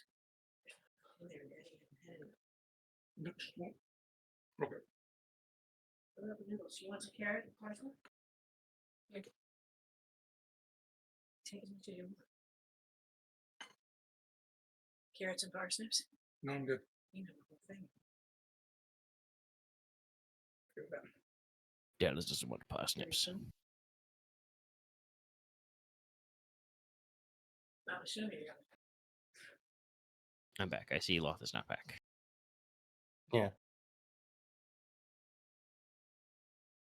I went to ask Aaron and Loth anything they wanted to get done, and then Aaron walked away. So it's like I got a chuckle. Yeah, I think everybody's taking a second. I'm currently muted as I'm eating cereal. Do you want to hear me eat this? No, That's not what I asked, but okay. All right. Sorry about that. Had to dump some recycling before the trash things got put out. Yeah, Understandable life. This is truly a life thing. Okay, I'm back. Yeah, we need to go to Ralph's. I had to monitor the power need to go to device Ralph's. so we know when to turn off which one was the fucking Soy keys to the sauce. dishwasher. Oh, No, I'm good. How long have you had rat problems?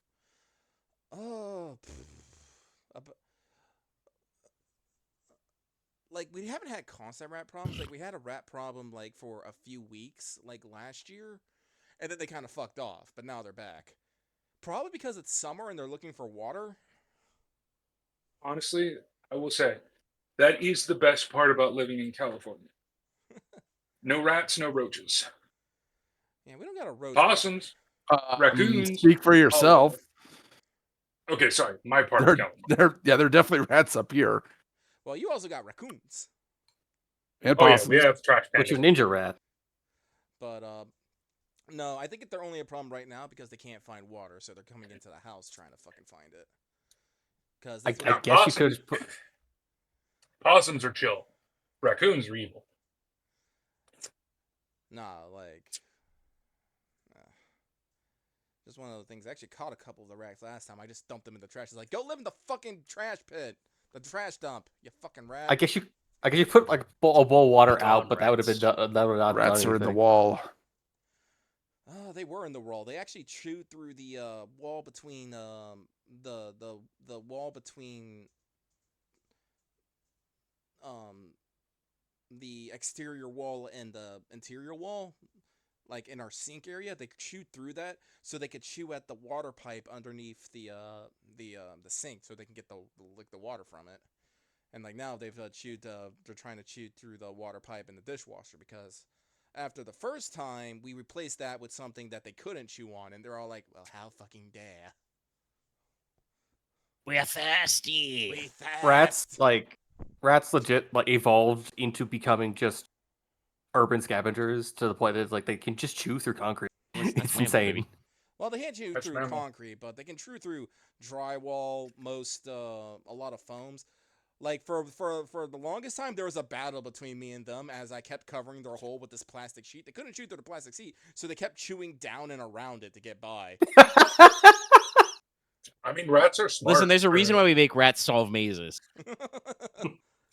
So, Well, it's also the reason rat and mice brains are some of the ones we study the most for psychology because they're similar to humans without people feeling. Because I don't know, I guess people feel weird about like cutting open monkey brains, I don't know. so they're more. I mean, they're a little mice. anthropomorphic. I don't know. It's I don't know. Maybe it's because I've seen too much shit. I would never feel bad about hurting a chimpanzee. They're the devil. But they can also be your friend. Personally, I don't feel too bad about primates because I know that those guys are fuckers, but No, they'll steal your shit. Steal your I would glasses. never hurt a gorilla. Never heal an orangutan. Hurt an orangutan.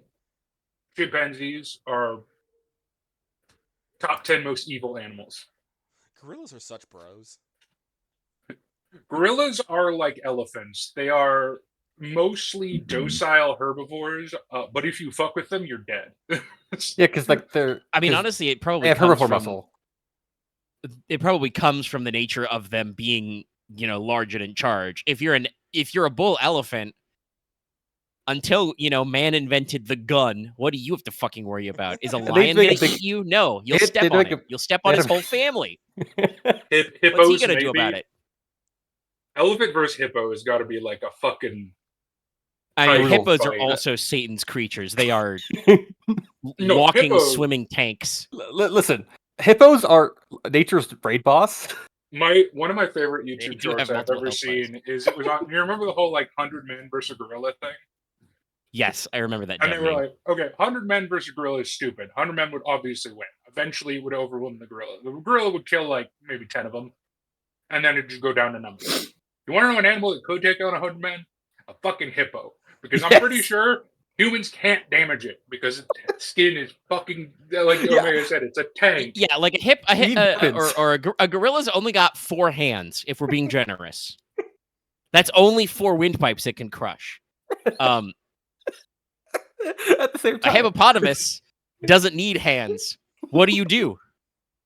it just It's like bites, hippo and then and it elephant are throws, the and answer. then it You stops. fill its stomach, then its throat, and wonder how many men it takes to do that. You choke it with your body. You know what would be an I'm so interesting sad. one? All right, look here. We're recording the audio, the video right now. This conversation has been completely recorded. I am. This would be sorry, clipped so but not hard. sorry, just I'll to say. I'll resume the audio track. I'm sorry, Chad. I wasn't running because we were in the middle of discussing rats, but we got on the talk of hippopotamuses as nature's raid bosses. I guess that puts us in a mood to talk about Monstrum. Yeah. To ratchet back to the conversation of the tabletop game we are all participating in right now. Did anybody else have any other news or concerns to bring up to a team meeting? Inos does have one. This is probably something be more directed towards the head constable. Yeah. But Inos has a concern. Now that we dealt with the flat salts, we know that they broke apart and they kind of splintered, and we didn't get everybody. So I'm a little concerned about, like, and I don't know if we got all of their leadership either.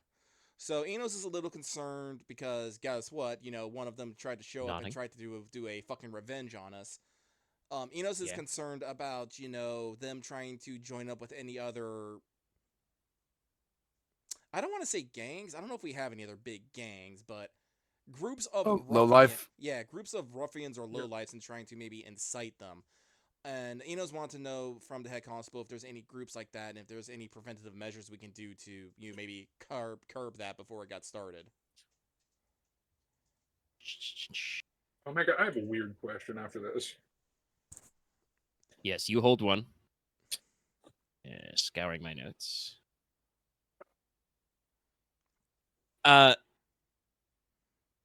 Emery Palak kind of, puts a finger to his chin and says, well, we don't exactly have large street gangs or the like. I've heard they exist in other parts of Troikaron, but other than the Flat Salts, we don't appear to have any large organized groups. There are bands of poachers,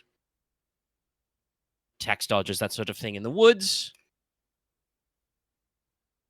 And certainly even before the Flat Salts rose to prominence, there were reports of young men of various social standings, rabble-rousing, roughhousing, that sort of thing, starting fights in places like Brinton and the like. There are probably some... we can call them ne'er-do-wells, gangs, here in Stonehearth and some of the related cities. I've heard of a few. I would have to check with some of my men in the Lamplighters, but we do keep track of anything being too large. But you can't spend your effort stamping out every little thing. You'll never run out of rat holes to cover.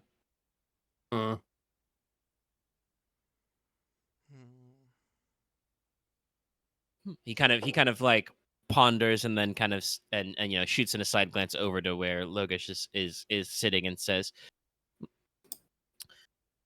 perhaps we could charge the latest Justice of the Peace with an effort to investigate and break up, enforce law on any groups of ne'er-do-wells and such likes. Enos, just nods and be like, yes, I think that'd be an excellent use of, an excellent way to show off the new Justiciar to the people and get a mark on his belt, and at the same time. Don't you agree, Marquess? It would be a good way to do a showing. Not sure if it picked up. I did crack my knuckles. Little does Logesh know he has been dancing to Enos's tune this entire time. It Oh, was I a assume planned- you're trying to The manipulate call came all from of us. inside the house. Literally. The high house. I will say it is very much manipulative, but it's also like the being of like, I think I know what's best for all of you, so I'm just gonna try to push it That's this way. manipulation. It's still very much manipulation. Oh yes, it's very much so manipulation. Oh, God damn it. Throwing my eyes aside. Funny enough, that was not directed at you, Lucky. That was directed to something I just saw elsewhere. Of course it was. But it was coincidentally perfect. Mommy don't like daddy. Okay, that's a good thing to note. Yes. All right, cool. So that's You'll agree on some Logesh's monthly guys. mission. Well, actually, no. Yeah. Yeah. I mean, And don't have it I take the whole know month, a but yeah. perfectly good, reliable freelance source of information as well.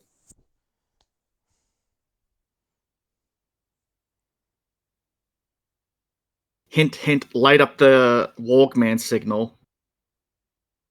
Well, if you want to collab. Sorry, blinking my eyes.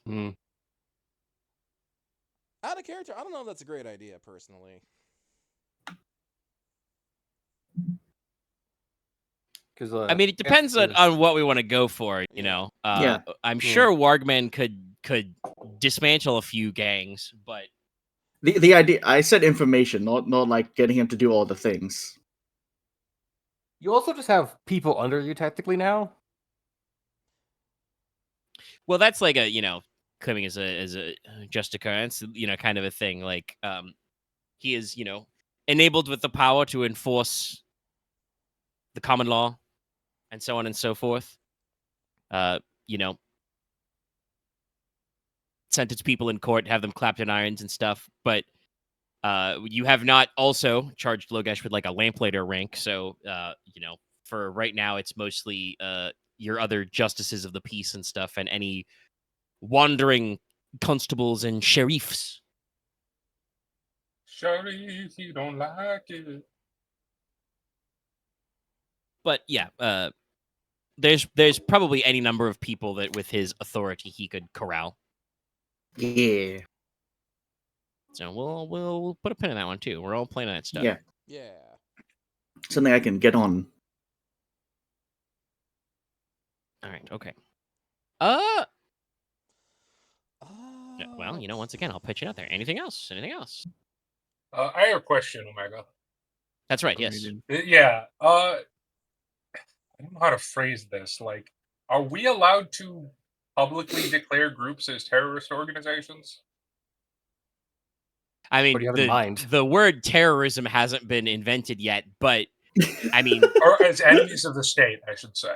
Threats to humanity. Probably Enemies with of the the crown.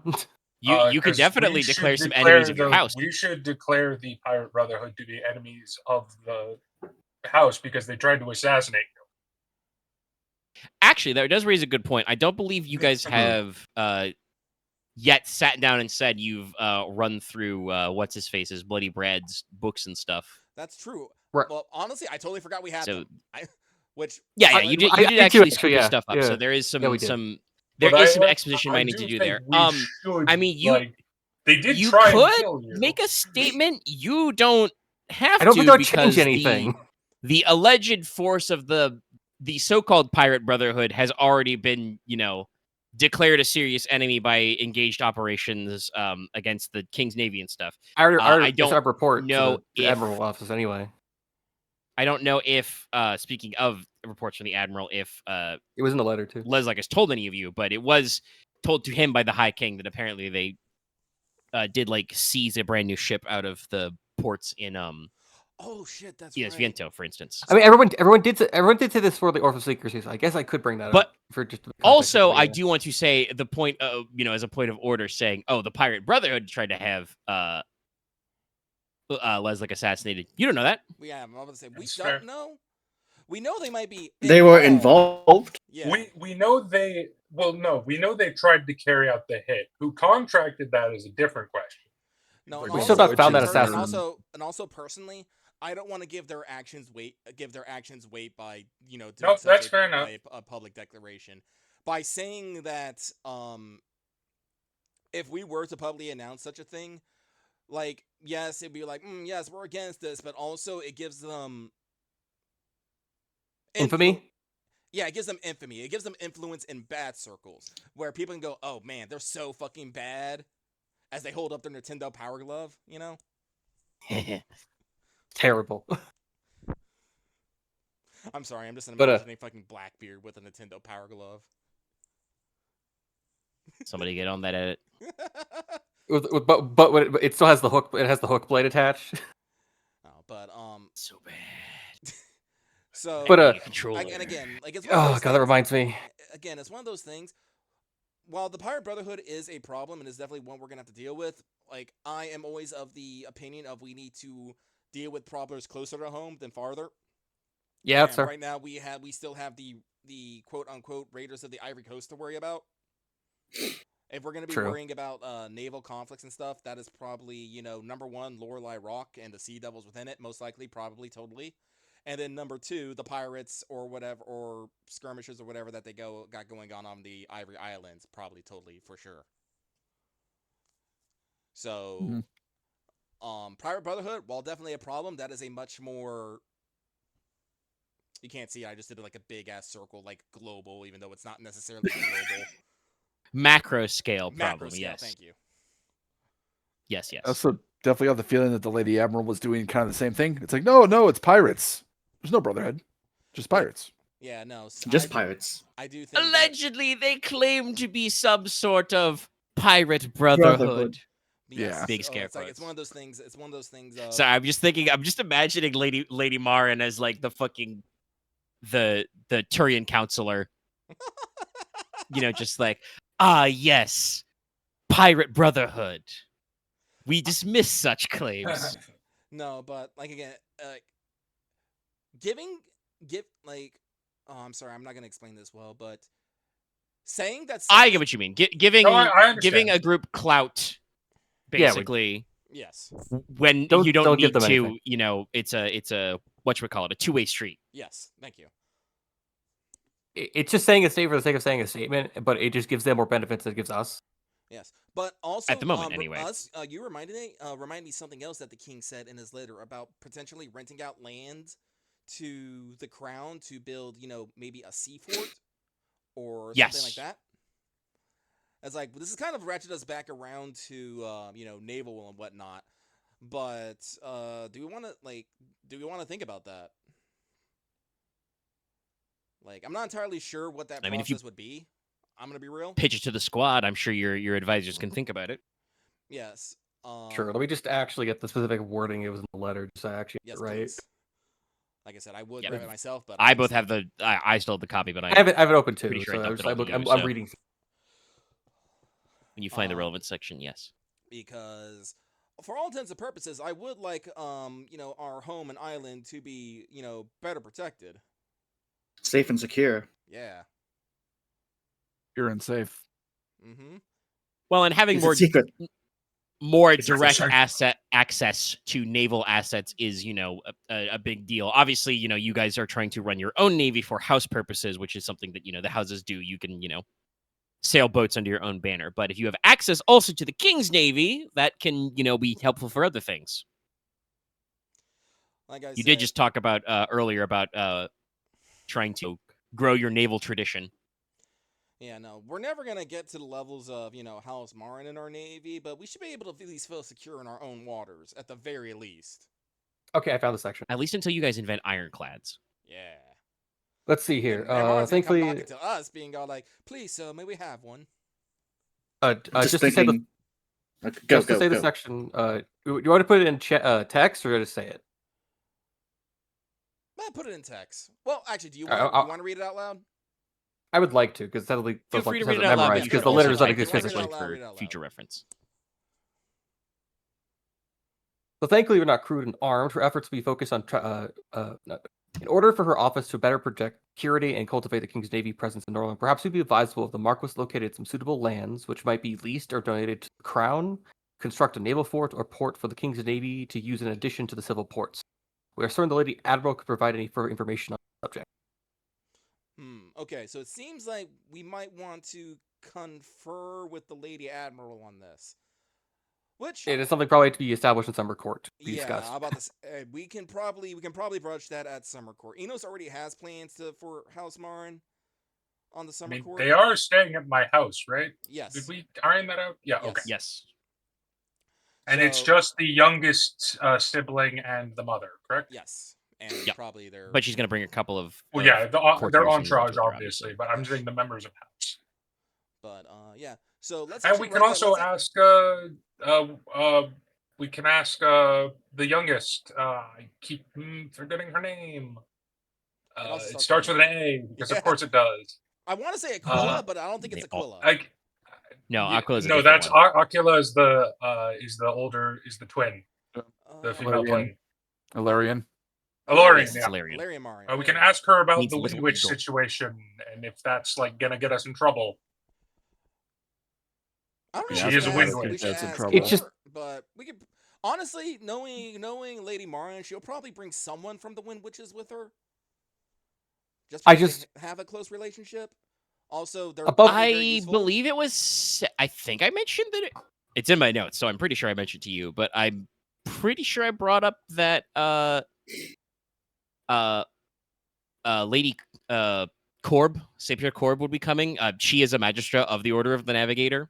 Yeah, she Perfect. Yeah, she would probably know. Because she's also Her. ranked as a master of the Shipwrights Guild, and I you just guys want to may make have said sure to we're some not going to guys cause an somewhere that international. you might want to buy some ships. Yeah, I some just want to make ships. sure we're not going to cause an international incident because I know we like the new captain lady, but like, let's just cross our I's and dot our Q's. I know, I understand. I just personally don't think she'd be associated with the Order if she was like if she had the medical on for multiple months already. Yes, but she could have been bounced out of the She Order. could have been kidnapped. She could have run away for some crime she did at the Order. Yeah, Fair. we We don't know gotta why check she our. left. Trust me. Like, To reiterate, because it's been about an hour and a half since that conversation, or an hour, whatever. When you talked about that with Ashton, the way he took it when you had that response was basically like, the Marquess says that we're sticking to her story, so that is your current direction is to assert that you're sticking to her story, that she's not part of the Order anymore. Yeah. sorry, I've been doing something for like an hour, and I finally got it just right.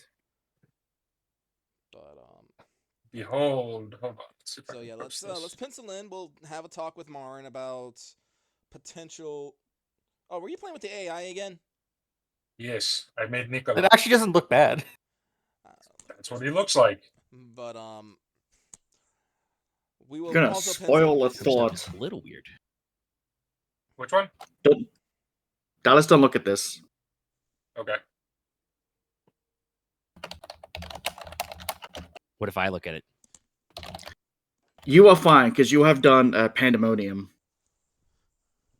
Oh yeah. I see. Ah, I think it's a Final Fantasy I think I book. sense your thought even Oh. before you think it. Oh, okay. Anyway, Just spoiler market.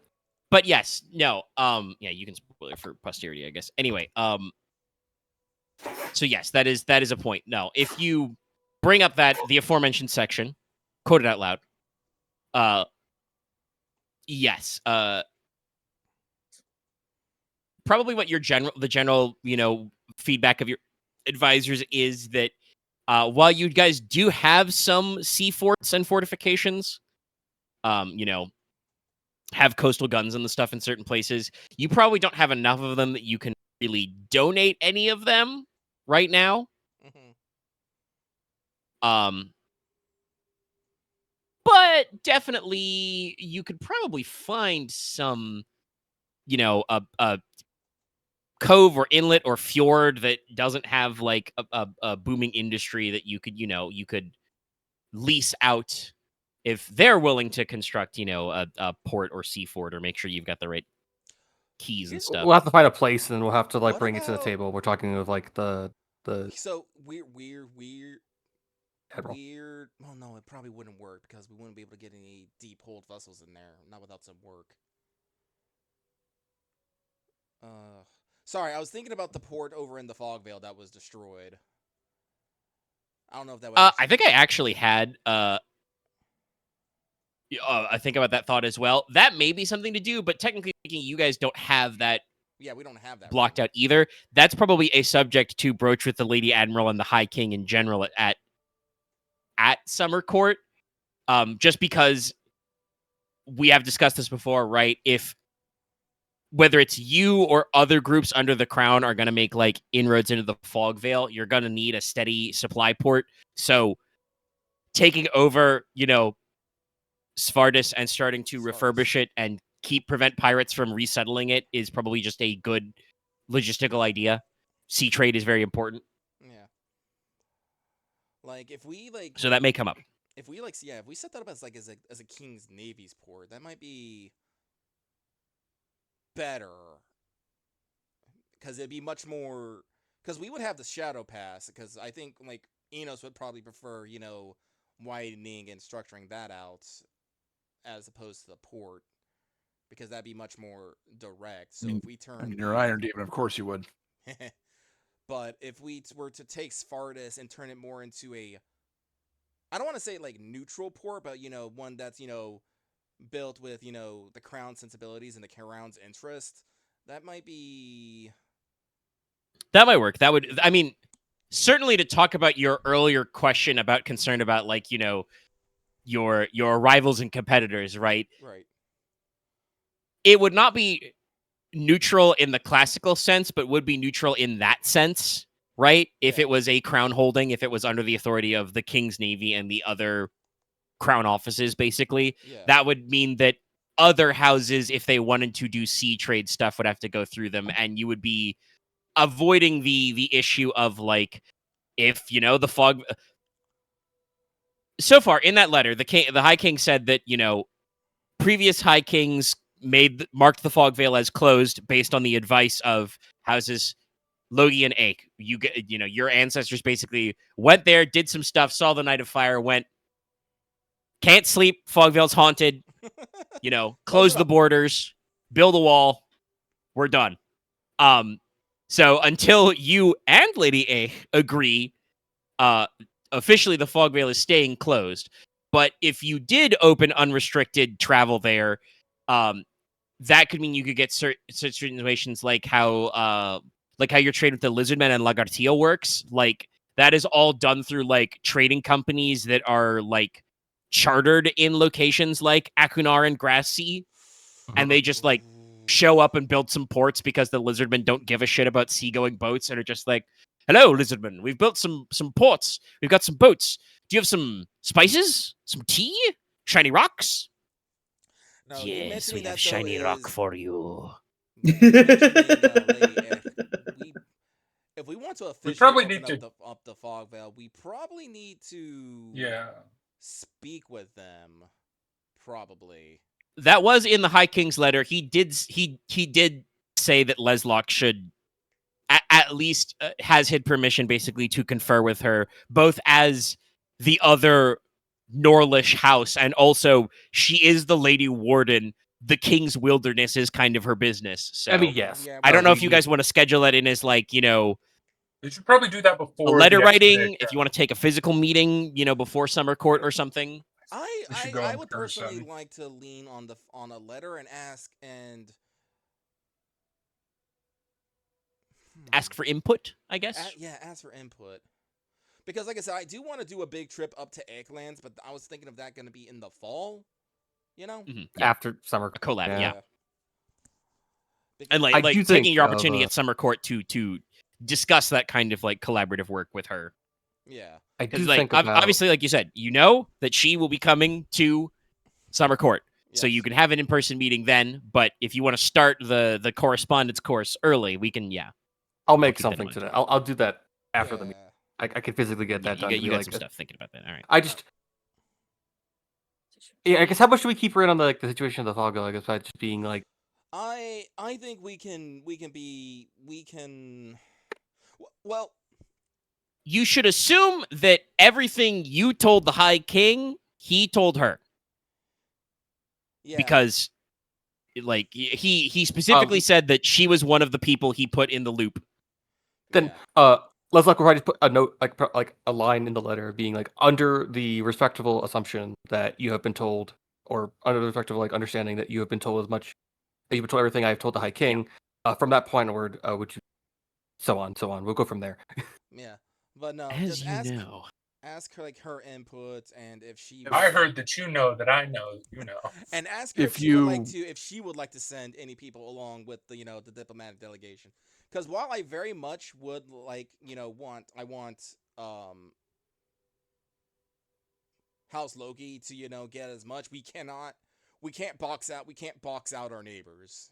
We have a very strong alliance. Yeah, that didn't, because Inos did the thing where he, like you said, you steered the conversation. We also see Mountain Men. That was a thing in the back of my mind from your advisors to be like, we have to keep House Ake in the loop here at some point because we also need basically. Ferran would have phrased it as, there's no way that we can, foment an annexation of the Fog Veil and not let House Ake know, because they were as much a part of, the Norlan Alliance as we were. So, like, that then would... my stance on it is, I would like to request, probably part of the letter is, like, request to possibly, if through involvement in the delegation, if you would at least bring along some of your best mountaineers and some of your best hunters. Well, we don't have to ask for their best, but Wait. yeah, don't do that. Don't do that. Sorry, I'm rubbing my hands by proxy. No, listen, you don't. You can Mm. put any personnel request you'd like to Lady Egg, but you know. Like I said, I have already Yeah, it's just activated. expected. I have already activated Konrad's mob. Do not activate Lady Egg as well. Okay, fine. It's like, But I no, mean, I could tell. Leslok would probably, listen, Uh, I'm about to die in this. It's like, probably Leslok, you have empathy, right? I do. You That's you 3 can roll dice in me it. with empathy. Let's roll some dice. All right, we yeah. have been. It's been almost 2 hours in the audio recording. We have barely rolled any dice. Inos cast 1 spell tonight. 6s. wait, Pair is sixes. this a roll for everybody, or just?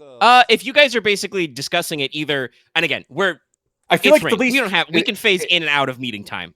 It's me, but it's you also guys have free maybe time to Enos. discuss this. Yes, everyone you can else roll empathy could, as well. but like, You've if it- interacted with House. You know what? Uh, I'll roll Lady- empathy. Excuse me. No, Airless is the heir.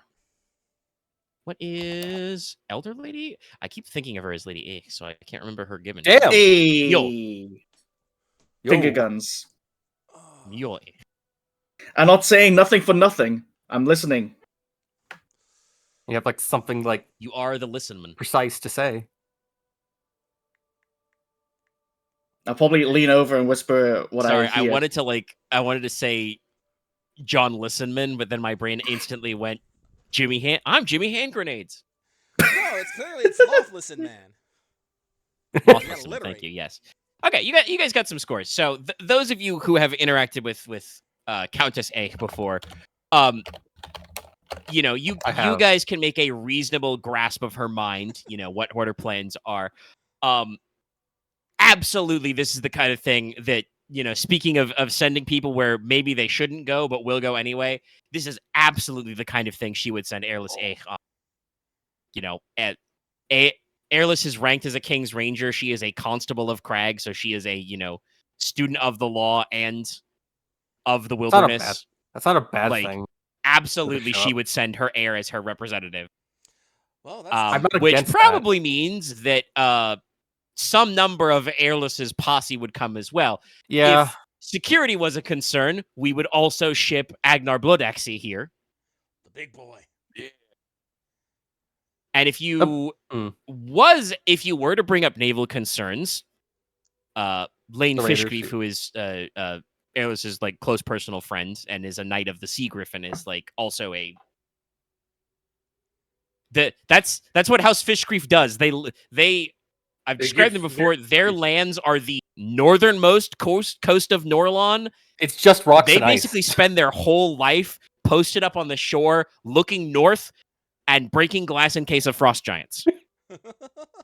Like that is their house's whole deal. If there is a single house that is like obsessed with like the myth of the Fimbulwinter, that's Fishgrief. They are like, God, they probably have some like bad legends about like people that cried Fimbulwinter, and it's like a fucking mess for them. Probably. You probably get thrown into the sea if you do that shit. But no, let us send a letter to, you know, Lady Egg, you know, ask for her input and invite her to send, you know, representatives on the diplomatic and survey delegation, because we also got to get a lay of the land as best we can. We're not gonna not gonna survey the entire of the fog veil. We only have access to, you know, the level 1 zone. But we want to. But survey ship is also very important, and that would I'm going to. But we gotta clear up that can I fog roll? of war, right? May I roll graces for this, or should I just let it go? You can roll graces if you want to compose a good letter. Yeah. No. Listen, While just he's because rolling the that, is first there mob anything in else the at next meeting zone time? is level 50, I mean... yeah. Quest level 1. Quest level 90. Okay, I could do 3 5s or 2 9s. Height is probably better. 2 9s then. Okay, so Yes, all right. you can write a very polite, very eloquent letter, which very firmly establishes your boundaries and also the High King's boundaries. You know, basically let her know not to go overboard without saying, "Please don't go overboard." And you know, basically give you something that, like I said, something that'll be very, very polite but effective. Okay. All right. And like I Yeah, said, you guys that's- passed your empathy roll. You can be Yeah. pretty sure that, like I said, Airless A is going to roll out and probably will bring a couple of her posse with I'm her. not against it, honestly. So I think it's And fine there. also, probably, you know, Well, certainly there are a number of orders and like Alpine troops, rustle up a small band of men who would, again, much like Lord Farran questioned you, would not be dressed and equipped as men as arms. They would look like hunters and woodsmen. No, I think between a few of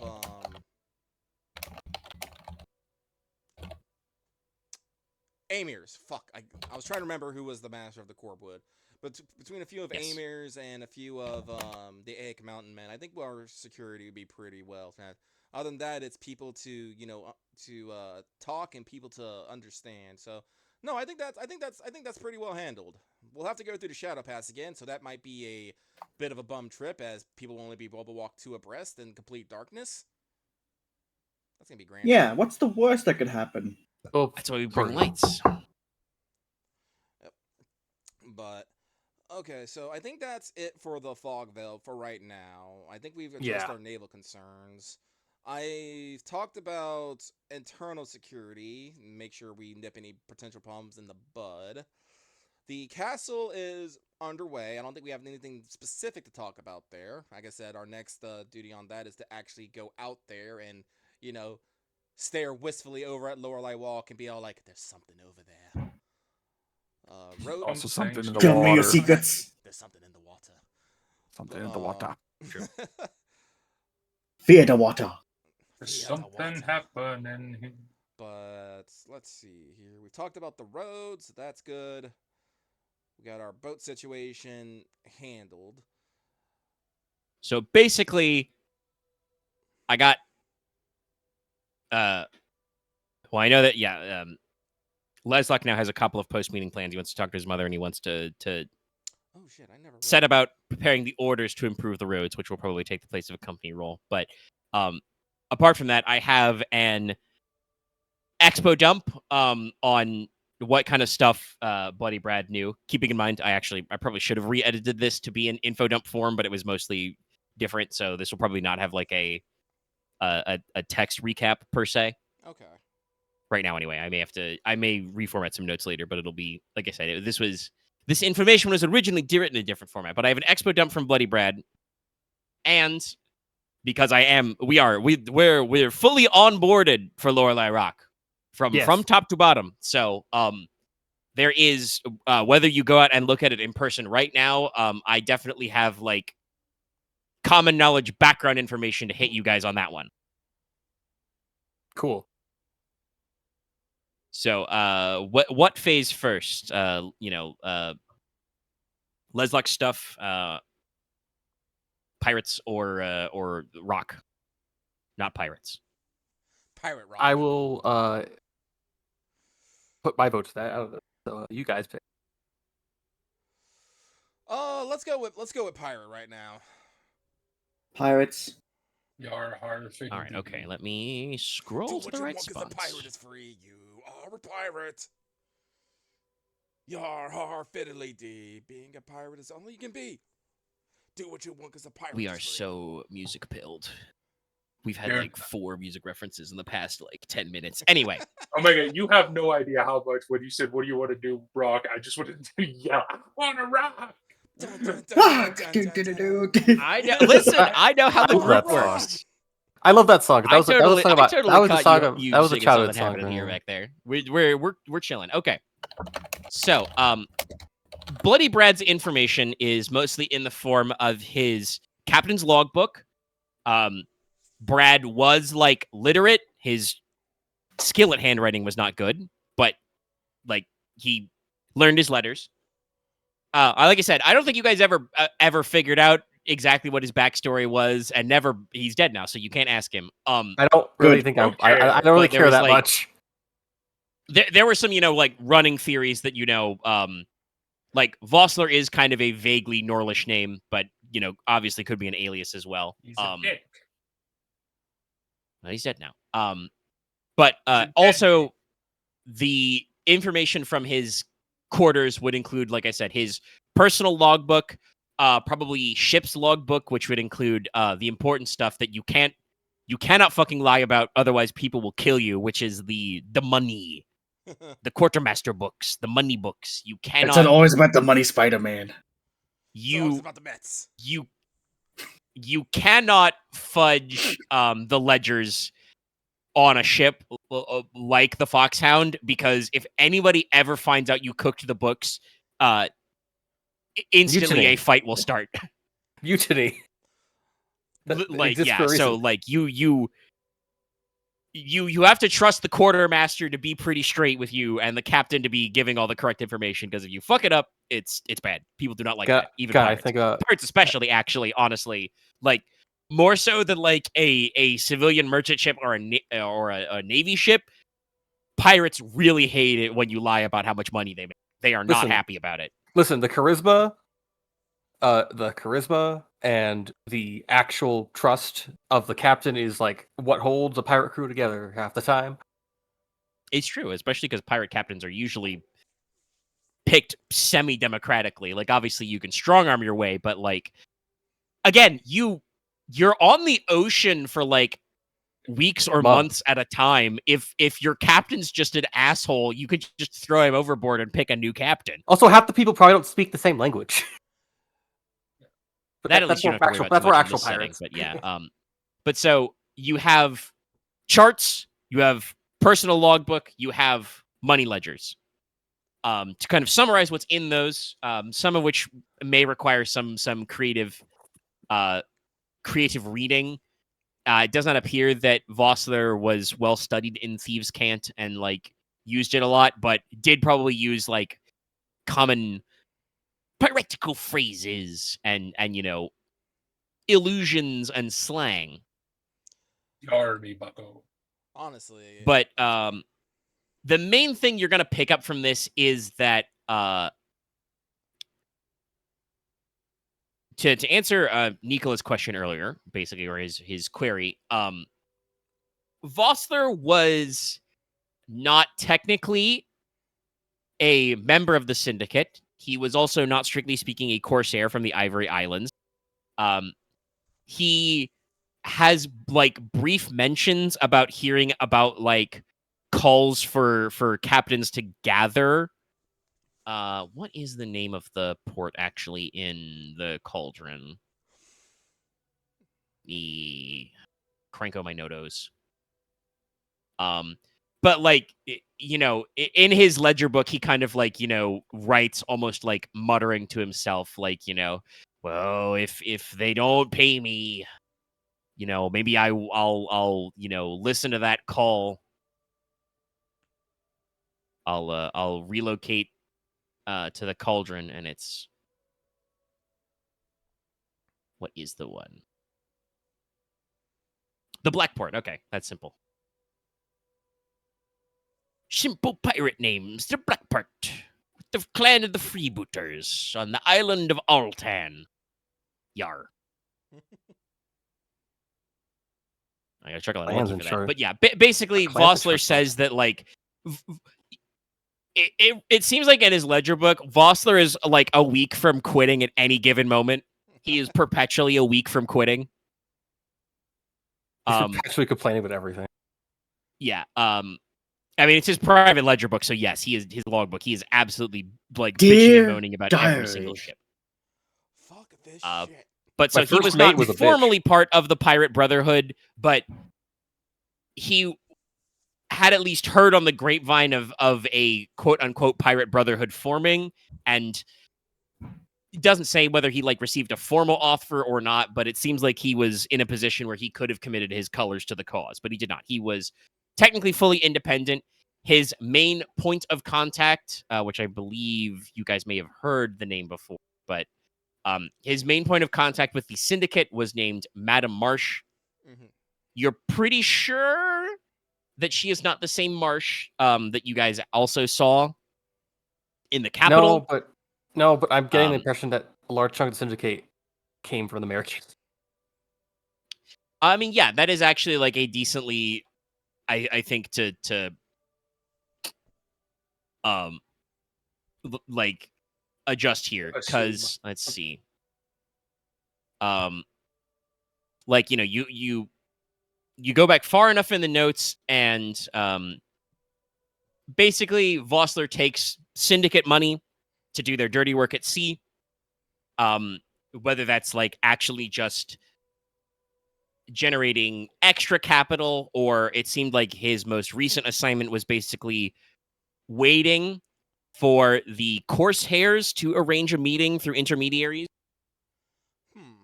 Oh, that makes sense. of which they were going to exchange goods and services, which probably seems like it would have involved those captives you guys met and rescued. Later, yeah. Basically, he's been having, small scale jobs raiding refugee ships and smuggling cargo to the Ivory Islands. He complains again constantly that the syndicate, is barely paying him enough coin to keep his crew happy parked in this accursed port, sort of a thing. They were able to do shore raids to look for prisoners, the merchandise, but not able to do like free running coastal raids to like, keep themselves supplied and paid. Seems like the syndicate was trying to keep them a little under wraps. Desperate. Not really desperate, because like he said, if at any point they stopped paying, he would absolutely have just hauled up anchor and fucking left. They're giving enough But, like, coin to keep him there, but not enough to actually make it like make him happy. Yes, Yeah. like he was not given free reign in this operation. they kept him on a tight leash. Yeah. He writes in Yeah. his notes that he Yes, really. he suspects, he fears, he is concerned that he's basically been like put out to pasture or put out to do nothing. What we call in real life reassigned to Siberia, for failing to capture the sea wolf, and the phrase is capture the lordling whelp. He did not have a very high opinion of you, Leslok, it seems. That's fine. He could take that to the beyond the grave. Oh, trust Yeah, me, he's dead. He's getting Yeah, hit he's dead. now. We killed him. But yeah, so that was it's spelled out in basically plain text. That was a syndicate up. They provided him, the date time tables, the description of the sea wolf and stuff. Allegedly how many men you were supposed to be bringing with you, sort of a thing. But was stymied, etc. Provided you the date and time, but did not quite account for exactly, how many people you had, specifically sorcerers. I guess to say it is, it seemed like he was just one of their favorite contractors, and so he just was kind of annoyed that he was like, ugh. It just like, it was like, this feels like a mess that for every step of the way for him. Things have not been going his way. Well, if you remember, there was also the time when Dallas just said, "Your anchor down." Yeah, Yes. that was part of how he. Well, Like, yeah, couldn't that take was how this. you guys got away, right? Like, Please that was leave. I don't like you. You're dropping anchor now. Bye. Yeah. To kind of facilitate their operation, the syndicate did assign him Minona Naitana, a rogue wind witch, who, Vossler, writes is like, clearly under Marsh's thumb somehow. And basically, like, with a second ship and her abilities as a wind witch, is supposed to be there to give him, freedom of movement. But, he complains like,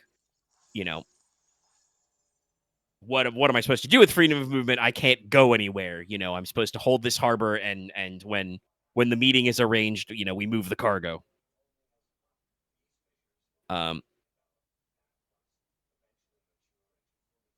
But yeah, basically, they're the standing orders were for them to gather as many captives as they could carry, and then, arrange for them to be transported to the Ivory Islands. Did it mention anything about the necessary health of the captives?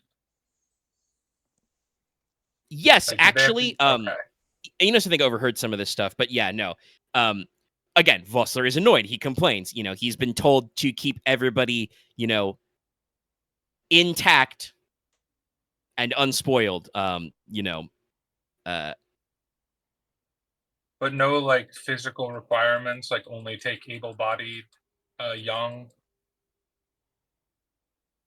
I mean, they probably would describe like the general nature. It sounds like whatever organization, I hesitate to call it a government, but whatever organization of the Corsairs in the Ivory Islands have, they are unfortunately heavy dependent on enforced labor. They are like at best, a pirate colony type thing. Well, no, I just wanted to know if this was like a pirate thing or like a enslavement thing, or if they were like getting Cool. these poor people ready for some sort of like ritual sacrifice. Yep. Vossler Those wouldn't are really Reggie's know thoughts. about that Well, sort of thing, but that's he does above his pay describe the grade. plans. He says that they're, the way Well, it's no. phrased in his notes is he says that Marsh and the Syndicate are looking for people of the blood, and that Vossler doubts there would be any blue bloods among the churls he's capturing, but allegedly Marsh said that she has friends among bloodletters who can trade that sort of thing. That's bloodletters, all one word.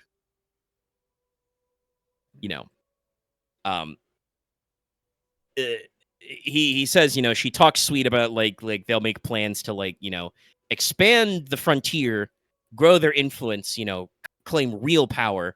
But Vossler, he isn't sure about whatever their higher level plans are, but if was coin and blood in it, he would follow for the time being. This sounds like some weird, freaky hoodoo bullshit. Don't remember where there is a cult involved somewhere in here. No, that's what I'm saying. Is like, is this? Do they need? Is this labor or is this freaky bullshit? And the fact that she's talking so much about blood and the bloodletting, and I mean, so I'm like, obviously the bulk of it is labor related, like that would be the paid cargo, but it does seem like the Syndicate is trying to isolate specific people. If you yeah. would like to formulate a guess, hey, remember all that conversation Inos had about like annexing and stuff like that? They're trying to find fucking blood relations to the Fogvale so they can claim it as their own. Yes. Yeah. Now, how in the fuck the Syndicate would be able to tell that? You don't know. Especially if you ask Nicola. As far as you know, Nicola, there's no medical way to trace blood relations like Nicola that. would say magic because there's no other way to do it. Yeah, they would literally need magic, but none of you know of a sorcery that does that sort of thing, like off the top of your head. That feels like Must be some kind of heretical sorcery. Some sort of blood magic. Clearly, we need to get the chantry involved in this bullshit. God damn it! They didn't all turn evil, attack us, and then explode. So I don't think they're blood mages. I was more thinking if it's like it sounds like some kind of like lost summon. It feels like some lost summon craft thing, like literal document magic. I mean, summoncraft has to do with the names. As far as you know, that doesn't have anything to the blood. Yeah, then it's probably a Valor thing. It's probably a Valor thing then. Or maybe it's just Dragon some Age secret 2, heretical where magic. everyone is fucking stupid. Yeah. Okay, Axe, I do want to point this out. I don't know if this is what Omega has said, but each of our magics is given to us by a god.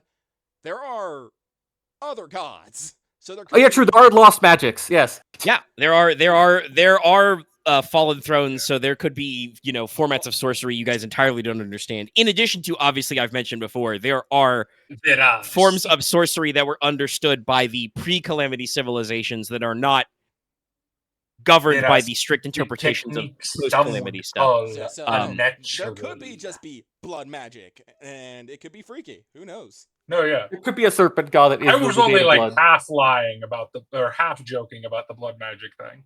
Nah.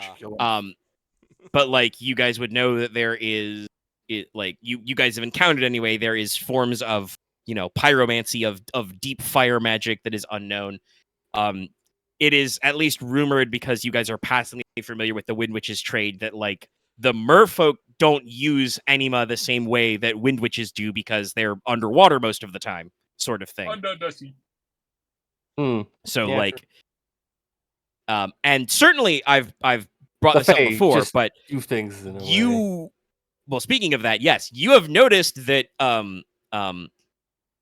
High Fae can do weird Dame shit. Blanche, Lady White, as Inos calls her, she has done things which seem magical, but you did not recognize. And also, I do want to point out, I did say this, I believe, last time this came up, but that was obviously like a month ago or more. None of you get the response of an attuned Veiler off of Lady White. I assume they also don't get one off of me when I do my weird fairy bullshit. Well, yeah, but glamour is not necessarily sorcery. That's like one of the each kindred has kind of like inherent magic almost, like because of their connection to different gods. So like glamour is that sort of thing. But yeah, all of you know what an attuned Veiler feels like, because you know one. He's right here. He's in your house right now. He's your boss. I'm sitting right here. We'll stand right close behind and just. It's like I can touch you. Lady Not White touching. does not trigger that vibe in the same way. So you guys, that's another thing you guys could unpack there. No, if So, anything, I like, think yeah, ghosts are there afraid of her. secret sorceries or like hidden knowledge. So God knows like what operation they're working on. Like you're just I'm sure reawakening all my urges. Well, actually, like I will not say this as you guys. I will not paint you with a brain brush. I'm sure that Axe, as the player of Leslok, would find it much more comfortable if the Syndicate was only a rogue group of summon crafters of I know swamp it's witches. not that, but if they were just But- witches, it'd be simpler. But I know it's not that. I know they have like probably But- a bunch of like cells and other things, other places. Many other types of sorcery could be mishandled. So we still gotta find the snake, that snake assassin cult. Well, yes, that was. the This We're is still the looking for snake those snakes. assassin cult, right? Yeah. Is this a different cult? Well, so here's the thing. Reading Vossler's notes on the Syndicate, it does seem like the Syndicate has like highbrow political goals that Vossler was not entirely read in on, and quite frankly, did not care enough to unpack. But the actions he describes undertaking for the Syndicate, it sounds like, well, they have connections to freaky culty type people. The operations he undertook for the Syndicate were mostly criminal. They are Organized So crime. there's Yeah. two smugglers. cults. Okay. So They there's- are pirates. They are not afraid to kill for coin. They are not afraid to steal. But it does seem like they are operating with layers of subtlety that are beyond like normal independent pirates. Honestly, Also, judging by the captain's logbook and like his charts, his navigational charts and stuff, which do, by the way, I will say, because there may be some possible company on company action in your future. His charts do absolutely include navigational routes to the Ivory Isles. that'll be helpful. That would Like be- helpful. you straight up, like it's first of all, it's got like the sounding and range charts to like sail up the bay to Svartus, for instance, Black Mist Bay, That's good. which is very That's- important. That's very helpful, actually. But also like he's got navigation. This guy would have navigational routes for like basically All any like the fucking rough parts port of the time. in Norland, including probably a couple of ports that are technically in the Fog Veil. Like he says ports, but like like Landing places where spots. his boat could weigh anchor. Yeah. Navigation to the Ivory Islands. He hasn't gone there himself, but he's got charts for like sailing the Frost Sea to like the Icelands way to the Shit. north. Well, Like- we're What's gonna that have charts to- for that we're a lot gonna fucking have time. the to- places where nobody has returned from, sort of shit. Well, we're gonna have to make sure we Um, turn these books over to our Master of Navy, so our captains will be, well versed in these routes. Does he have any um, charts for the he- cauldron? Yes, Blackboard? he has a couple like again, mostly secondhand, but he has a couple of routes that are charted that would allow him to take the Cauldron run, not just to the northern couple of islands your traders usually work with. But yes, he has routes to Altan, which has the Black Port on it. So like he has like pirate navigational charts, you know. Okay, so I mean, Damn. this is So, actually like- invaluable. Actually, the Admiral Yes, would love this. he's got you some map intel that you want to know. The vibe that he gives off that you guys can interpret about the Syndicate is they are a fairly large crime organization, but for the moment they are mostly based in Lower Troycaron. Vossler's not really keen about like geography and provincials. You guys at least can say that nothing contradicts the theory that Leslok has said out loud that they are probably focused around the mirror cages. I think they originated in the Mare Cages, and they just have connections to like actual like assassin cults as like a separate thing of like their reach, but not what their main thing of being the biggest crime organization in the country. They like, in the do land. seem like they have a lot of connections in odd places. It's true. Vossler probably talks about how he at least has received like coin and charts and sailors from, you know, places as far flung as the Islas or Lagartia. Okay. Certainly So- speaking to Captain Nitona, she says that she got into trouble with Lady Marsh, Madame Marsh, when Then- she ran away to Lagartia. If these people are mostly dealing in, I don't want to say the mundane, because obviously they're still sorcerers, but their ambitions seem purely political. I feel like this group has a chip Compared on to their what? shoulder, and they are, using it to fuel their aspirations. But my point is, I don't think they're necessarily the ones that are causing this great unbalance that's screwing everything up. Yeah, but they're not helping. I think they're just Yeah, trying to they're benefit not from helping, it. but- I think they're just They- trying to doesn't benefit seem- from it. I'm just saying this if you doesn't want to read- ask that this theory, doesn't Nicola, read I would say based on the information you have, yes, the way to phrase it is the Syndicate does not read like some sort of doomsday cult. Yeah. Not They the are not mastermind. trying to like Not a death re-trigger the cult. calamities or unbalance the world or anything, you know, weird like that. They are a criminal organization who are interested in short-term physical power, monetary power, and long-term political power. Obviously, some of you, as nobles engaged in your current system of government, would probably find that their plans to slow roll and, you know, blackmail and kidnap their way into your halls of governance antithetical. Well, no, obviously, it is still like there are still bad people, but there's, to me, and this is just a player opinion more than anything, I can at least understand that as being governed by human wants and desires to have power and stuff, as opposed to death cults, which is just like, I don't understand you and you scare me. Again, I think I think part of why Learfic died is because they wanted to kill the marshal, just to make it so any of the trails that he had on them would go cold. That does kind of seem like, because they did steal parts no, of that his makes a lot of journals and sense. diaries and documents. That would track. Okay. But yes, and I could say this out of character because it would not be in Vossler's notes, but I did mention before that I originally planned on having there being an overheard conversation. If you could have listened into that conversation, Madame Marsh would have said that they were originally interested in pursuing a partnership with the Flat Salt Gang, not by name, but a up-and-coming organization in Teine, but obviously that route was closed Yeah, to them. they wanted a foothold. Yeah, They would have approached the Flat Salts if you guys had let that one sit, but you did not, so good job. God. in my perspective, Thumbs me, up, teams. The Syndicate is just besides the Pirate Brotherhood, which is a thing that seems like it's building from out of like the Ivory Isles and Blackport.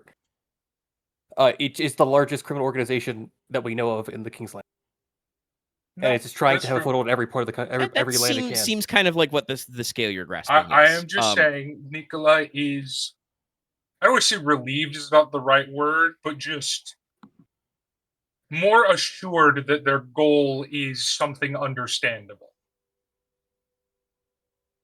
Well, I also think they have like a It's bunch of big other crime, but it's benefactors. regular crime. It's big crime, but it is a human desire to want power and money. It is. Yes, As but I opposed also to- It's not a. I can't think of the proper word. Well, like, it's like the difference between it's a difference between like Palpatine and like Kefka, where it's like one of them wants to take over the world, which is bad, but it makes the other sense. wants to destroy in a everything for way. laws. Well, no, he wants to destroy everything because he hates life. Yeah. But yeah, But, it's like I said, it's a thing about like Nicola is only reassured that they are human as opposed to some weird demonic cult. Yes, but I still think they have connections to actual people that are actually those cults.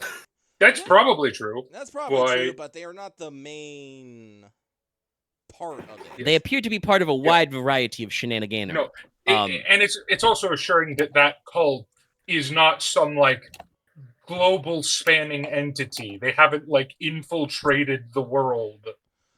Like this is just No, a Well, criminal I just think syndicate. I just think there's an that we assassin called the know Mare of. Cages they have like on contract. All right, but I think there's enough on that. We've been saying the same things over and over. So Yes, let's go. So is that it for Bloody Brad's notes, Omega? that's basically the bulk of it. Like I said, you get the general vibe.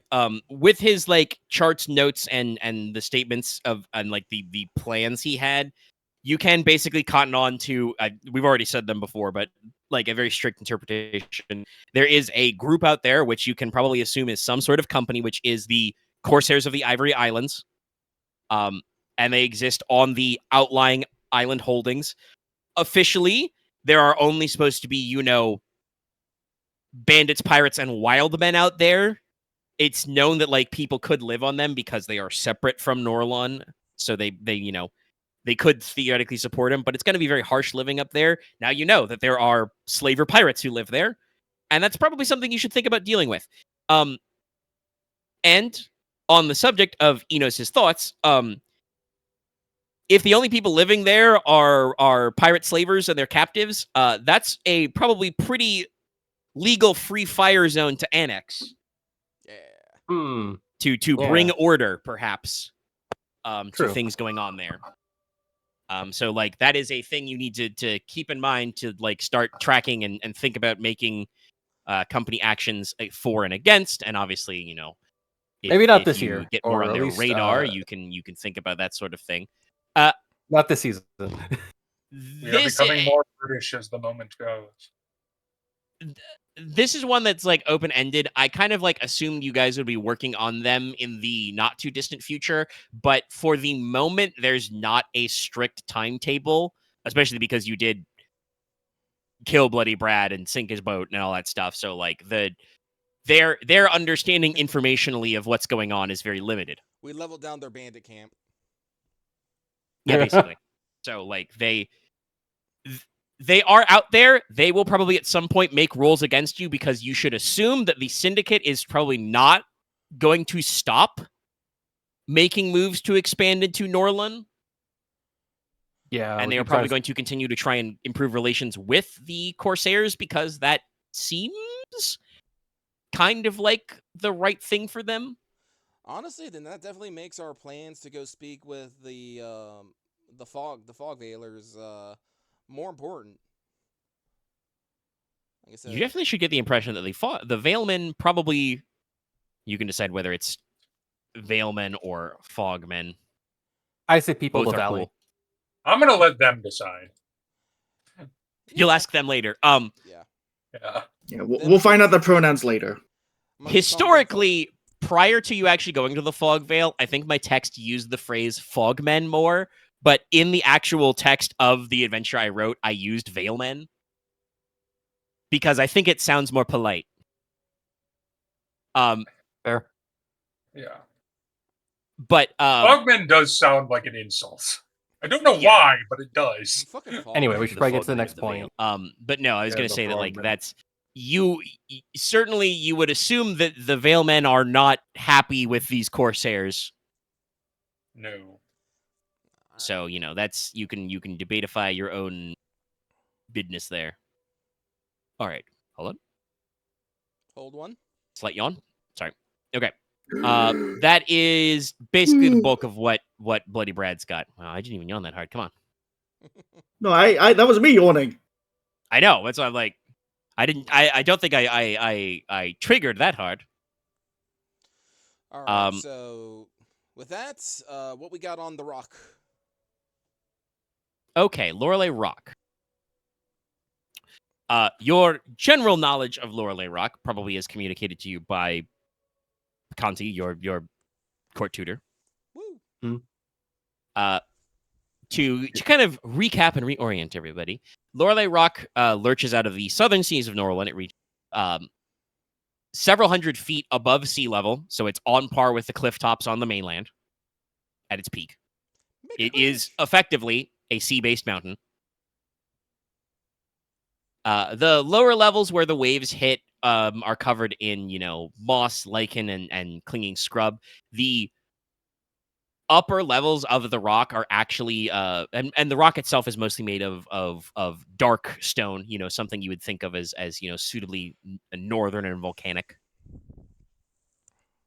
Perhaps a granite or a slate. I was thinking slate. But the upper levels of the mountain are actually dotted with trees, ancient spindly conifers, pines, yews, junipers, hazels, holly, wych elm. Once upon a time, your historians and your historical records would have notes of the region would be known for species of seabirds, hunting for them, species of sea duck, and yes, there are specifically duck species that are suited to the oceans. They would nest on that area. As far as historians say, they do not appear to do that anymore. You don't know whether that's just quack. You don't know whether that's just normal, territory erosion from humans moving in, or if the sea ducks don't like the haunted rock. I'm willing to bet the Sea ducks eagles don't. and ospreys do hunt in the waters around the island sometimes, though. Yeah, ospreys. As far as history notes, there are not any major land-based mammal or bird species on Lorelei Rock. There is no fauna for the most part. There are probably seasonal insects, and probably you'd get some sea otters and sea might hang out on.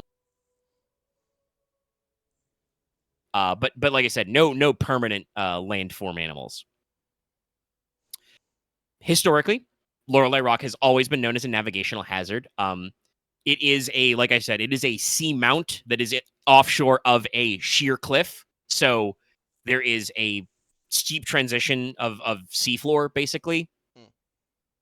So rising waters can lead to rough currents, shallows, that sort of a thing. And also, specifically,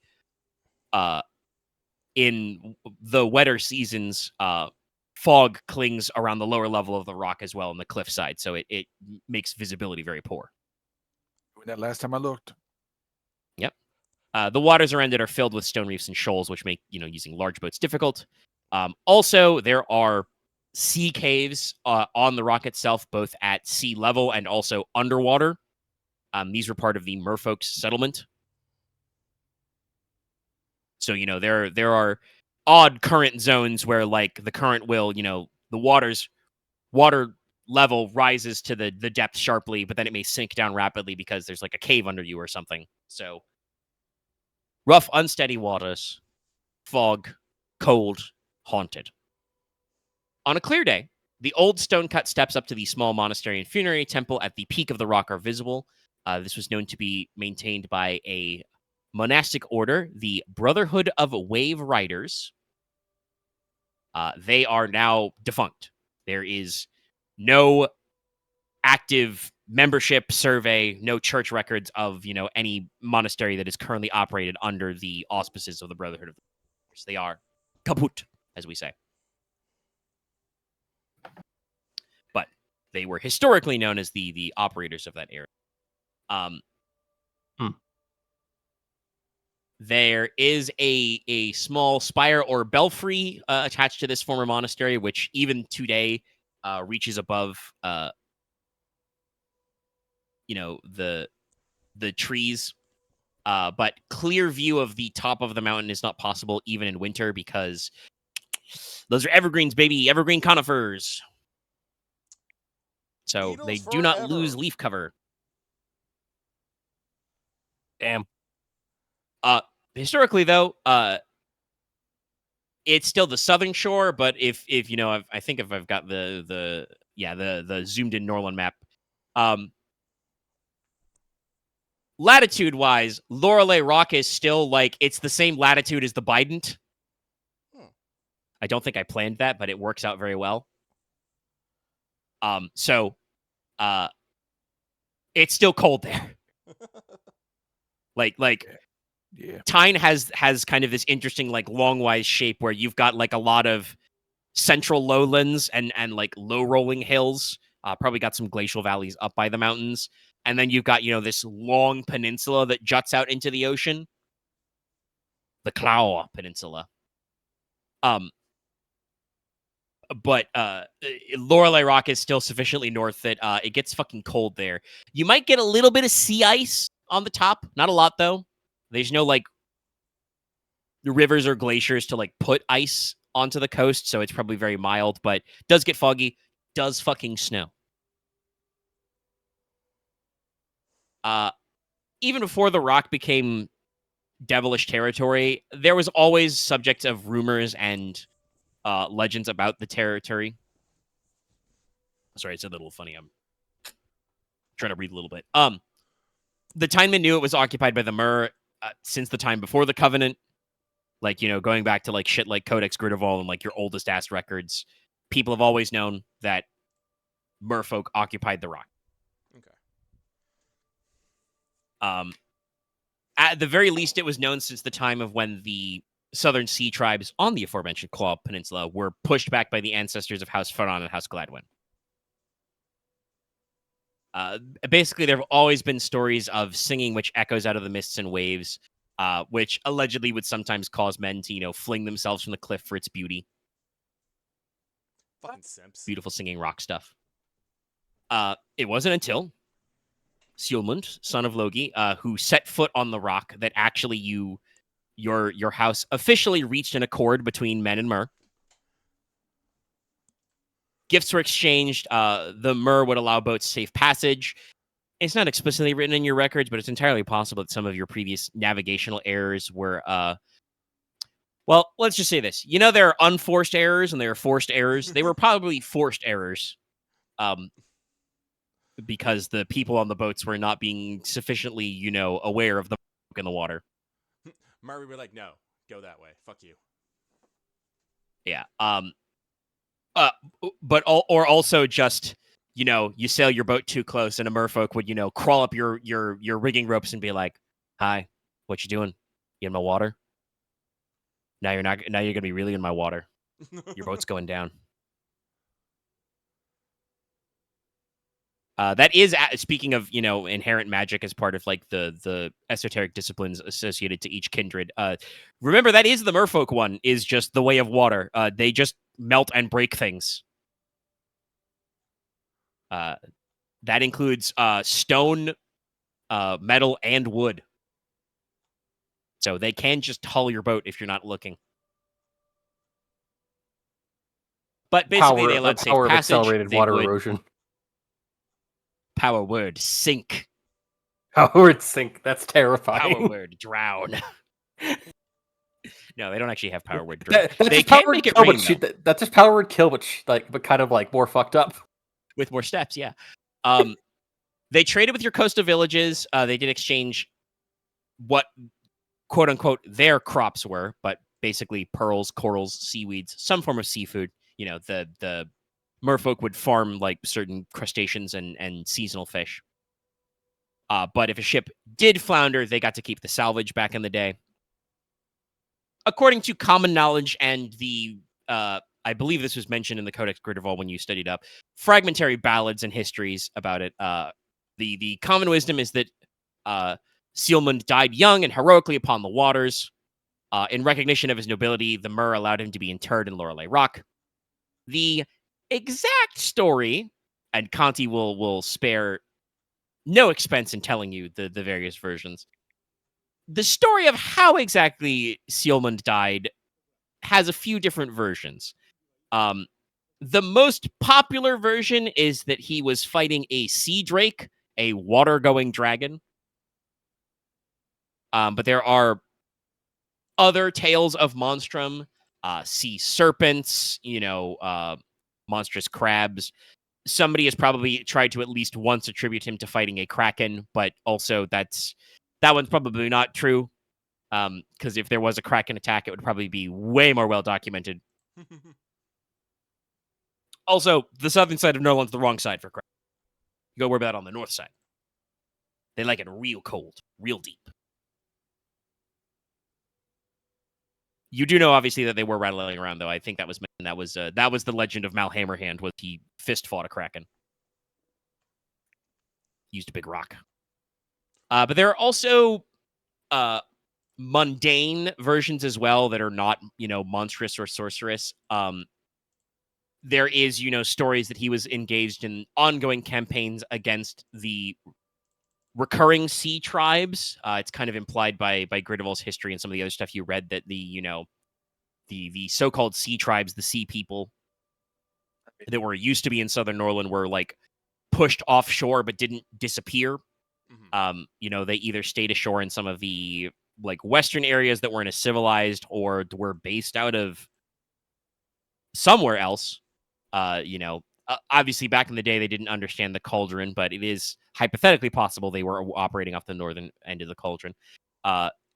Conti does note to you, and you're recalling history, that these people had a name. Their tribe was known as the Muridi.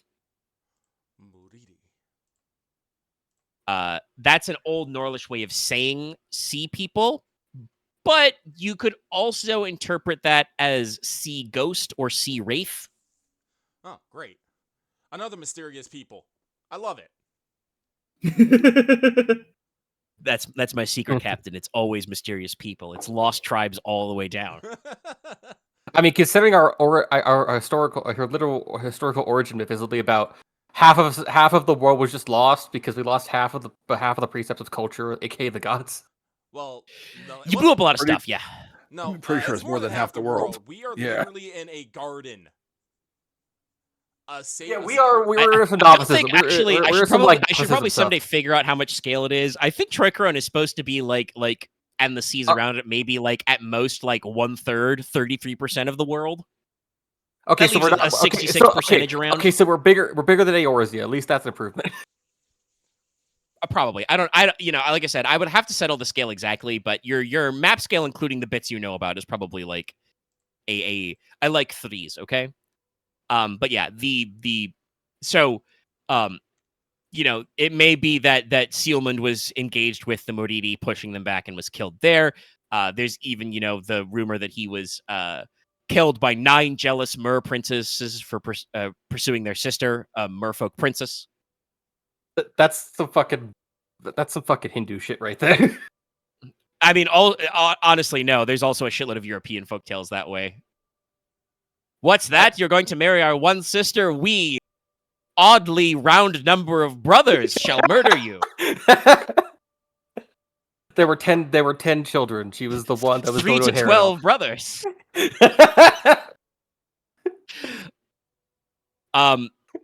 But yeah, that one is like, Conti probably waggles some eyebrows telling that one. That's one that, like, you guys probably could believe, because I did mention that Gridarvol did have some comments about Sealmund in her notes. He was known to be romantically active and, got into some fights. The numbers if he got into off. Fight with humans, you could see him getting into fight with merfolk. I think the numbers are a bit off, but like the events probably happened to some form.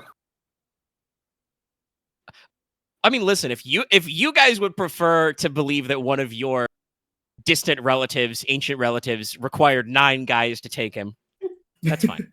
I think Connor would like. No, it didn't take like 6 dudes to make Conrad like be afraid of his life for 5 seconds. Sorry, flexing my neck. Officially, well, my Sealmund great was never grand married. He had no 15 guys. Officially, Sealmund was never married. He had no legitimate heirs. There were several illegitimate claimants who were recognized by House Logi and adopted into the house, one of whom went on to found Castle Sjorberg. So, the Sjorberg line allegedly goes all the way back to him.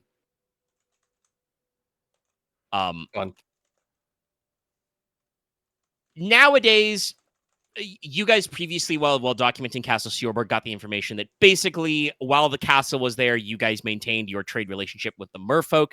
after the castle was gone, there was less security along that shore and that coastline, and eventually sea devils seem to have set in. And just at some point, you guys lost contact with the merfolk, and they moved out. Legends have stayed, but changed in tone, since the rock is now considered straight up haunted. It is now considered a haunted rock. No longer do people report, beautiful singing, but they say, on clear moonless nights, you can hear strange echoes or harsh cries. In autumn and winter, strange lights are seen under the water. And it's actually in my notes right here. In the coldest winters, the shoreline and shallows of the rock do form sea ice. Oh, okay. This does deter large sea monstrum like Ketus, but does mean there's even more navigational hazard because, guys, I don't know if you know this, but ice is hard. It is not easy to break up ice, especially large sea ice. So, your poor wooden boat hulls can get banged up. Ice cold, ice hard. Well, no, it's not just that. It's like the thickness of sea ice, particularly in the Arctic, can pierce steel. I mean, ice this is not that thick, but you guys do have wooden hulls, so you are more vulnerable. And this is the thing about something that you guys would probably know as a common knowledge thing, but not as a speaking about scientifically. You probably wouldn't understand the reason for it, but you guys would know saltwater does have a lower freezing point than freshwater. Yeah. So that means that sea ice is colder.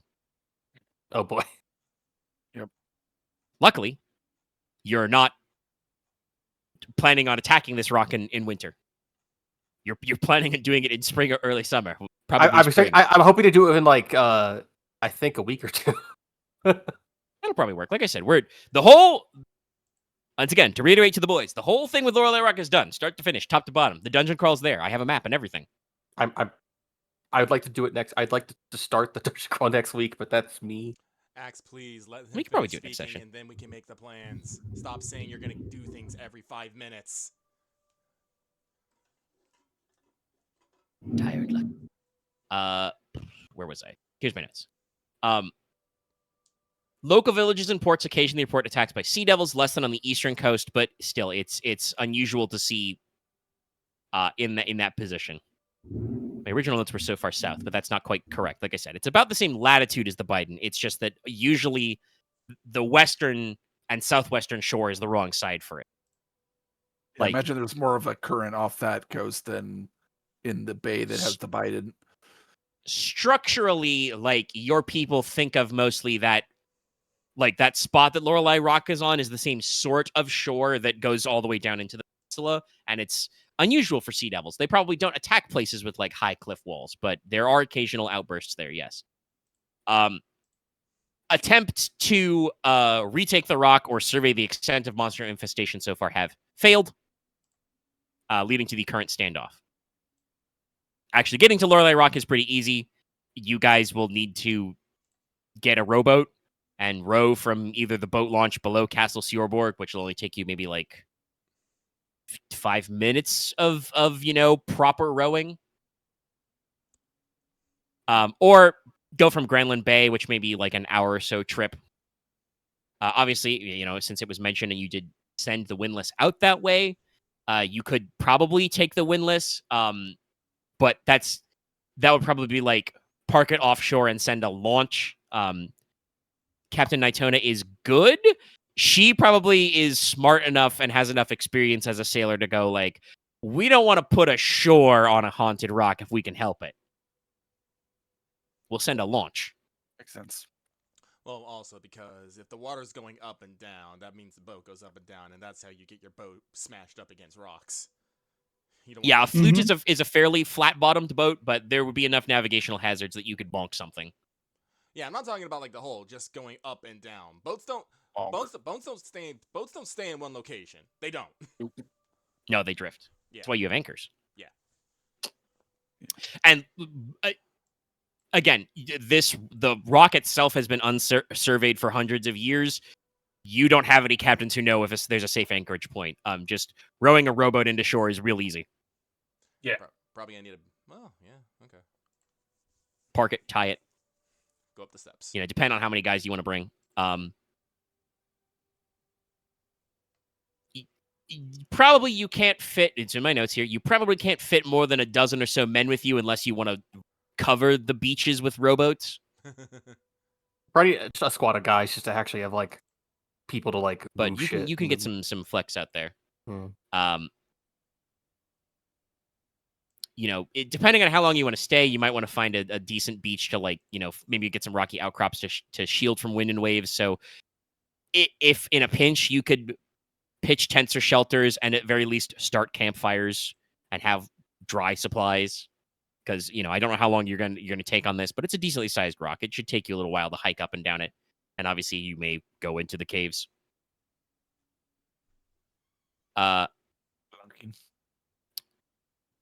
Leslok, you have student monstrum, right? Yes, I have about. Let's see. I would like you to go ahead and roll that one for me. Yeah, I have like that full out. Go ahead and give it a crack. 4 lots of nines. Shitload of 9s. So monstrumology suggests that in warmer months, sea devils will mostly prefer to go out in the cooler nighttime. They would probably, you know, go out to hunt and forage at night and be active around dusk and dawn. Broad daylight would be when they would be resting. That also means there would be a lot of them in the cave. Going into the cave, that's a big question mark. Your people don't have a lot of experience with sea caves, and especially sea caves full of devils. So you don't know what their behavior would be like kind of at home. But, you know, like I said, you can be reasonably certain that they would mostly be containing themselves to going out at night to hunt, forage, whatever, and so on. I'd say like how much of a priority is to like suppress all of them down, but I mean, so sea devils are ranked demonic beast. They are a serious threat. You know, you've rolled a shitload of 9, so you would know that. Yeah. Common wisdom is that they were probably once devils under Dea Tacita who guarded her watery hells. You know, she had some of those, but have been unleashed in the Calamity. They are vaguely humanoid. They've got bent backwards legs like lizardmen. They have webbed digits which end in sharp claws. They have rows of needle teeth, large bulbous eyes, so they can see in the dark. As far as humans have been able to tell, they don't have noses, but they do have long, sticky tongues, and they have weird sacs in their neck that they can store super cold, briny water. So they can spit super cold water at you at ranges up to a longbow, so several hundred feet.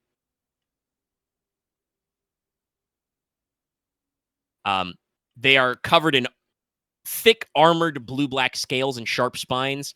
So guess what? You do not eat sea devils. They are not edible. They are 100% bone and spike. I just image these things. They are greasy little gobblers. Yeah. No. The leg shape is right. I'm thinking, and the coloration's right. I'm thinking that they're a little more flat faced than Sahagin. Mm-hmm. But you know they're covered in scales and spines. The muscle underneath is gelatinous, foul but resilient to damage. They see in the dark. They're pretty silent. They're fairly intelligent predators. For a real life comparison, they're about as smart as sharks. So like they can adapt, they can problem solve, they can track and they can hunt, but they can't they're not like octopus smart. They can't like solve a Rubik's cube. No. I don't know if octopodes can literally solve Rubik's cubes, but I would believe it. Octopodes are very smart creatures. If they could grip it properly. Very, very strong brain ratios. So they usually crop up in winter, which is their normal spawning season. They will raid coasts for food. They will, hunt large fish like sharks, whales.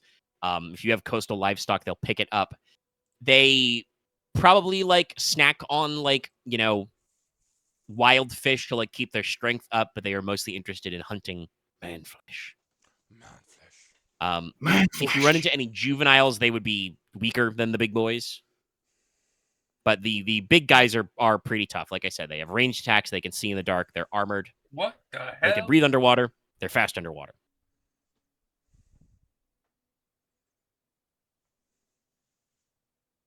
Sorry, was it a question from the back? No, sorry. Just AI gave me an image that's just what the is this? Curse. It does that. It's just, Supposed it's to, a big 'cause- soup. Remember, all you're doing is just mashing a bunch of images together. Maybe you get good soup. Maybe you get bad soup. What the fuck? I told you that was my question. It's really wrong. That's wow. It's just Hang on. no. Get that away from me.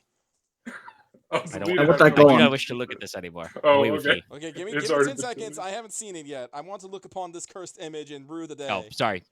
Alright, I'll post it It again. didn't. He can post it again. I didn't realize you had you. Sorry, yeah, I know I didn't have the chat open, but I don't want to be left out. That's fair. Well, you also have mod powers. You can find the 3 dots and get rid of it when you've looked. Yeah, that's just weird. Wow. Yeah, no, none of the other images are like this at all. It's like Things artsy in a with fucked an up ace way. to Go. Yeah, no, like I said, I would say this is an interesting Ugh. character, but that belongs in some sort of horror story. Oh yeah. All right. But yeah, so sea devils are pretty nasty. But like I said, you've got a pretty good handle on their behavior from records, Leslok. So you would know that they would mostly be active. In late spring, early summer type months, they're probably going to be mostly active, like fully at night, like start acting at dawn and dusk, and go out at night. During the day, they should be pretty relaxed. They like it cool. They like it dark because that's advantageous to them. And yeah, they're pretty gnarly dudes. Huh. But yeah, that's your background information on Del Rock. The Rock. The Rock says. Wrong rock.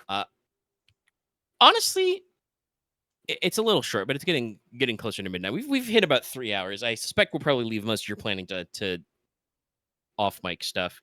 Tonight, I believe, but I want to reiterate: are we or I say we? Is Leslok committed to trying to make the roll to buff sovereignty today? Because we can get into that and wrap up and leave you guys with planning questions for Lorelei Rock and the like. I'd like to. We'll have the letter being sent and other stuff of like family. Yeah, we can That's hash fine all being. that, That's fine. like Just being I off said. camera. That's we'll- fine. We'll do our usual. Basically, how I kind of imagine this session going, which is exactly how it has gone, is like I said, this is to kind of vibe check, reset ourselves. So it involved a lot of discussing the last stuff you did to make sure everybody remembers it, and discuss about the next couple of things you're going to do, and now the actual it's rain. So the actual what are we going to do parts, like the locking in, is going to be like off camera, like questions throughout the week and like discussion about like, okay, what do we want to do about Lorelei Rock? There's a monastery yeah. ruins to check on, and there's also sea caves to raid. What's the you pool I'll be got your making other for the stuff check? going Because on. I remember I know I did the thing that Let lowered the difficulty me- by 1, and I think I at least did one where like gave it an extra die. Axe, I'm gonna be real. If you do not remember what you did to get that die, it doesn't exist. Well, I know what he did to get the die. Okay. I If clicked you the wrong remember, document. okay, that's good. That was the road survey Oh, okay. was the plan. So that yes, that should be at least plus 1D. I think that is a. Here we go. That's the one I'm looking for. Company actions. Sorry, clicked the wrong text document. It's So let's territory see. and I treasure, think. believe that I'm pretty sure we phrased this as this Yeah, it is improve the culture. That is a very broad public works type Uh-huh. thing to increase your sovereignty. So normally the difficulty would be equal to your current sovereignty. Yes. So it's 3 instead of 4. Well, yeah, that's your esoteric, right? No, in groundwork, yeah. From Beloved Dignity. Yes. Okay.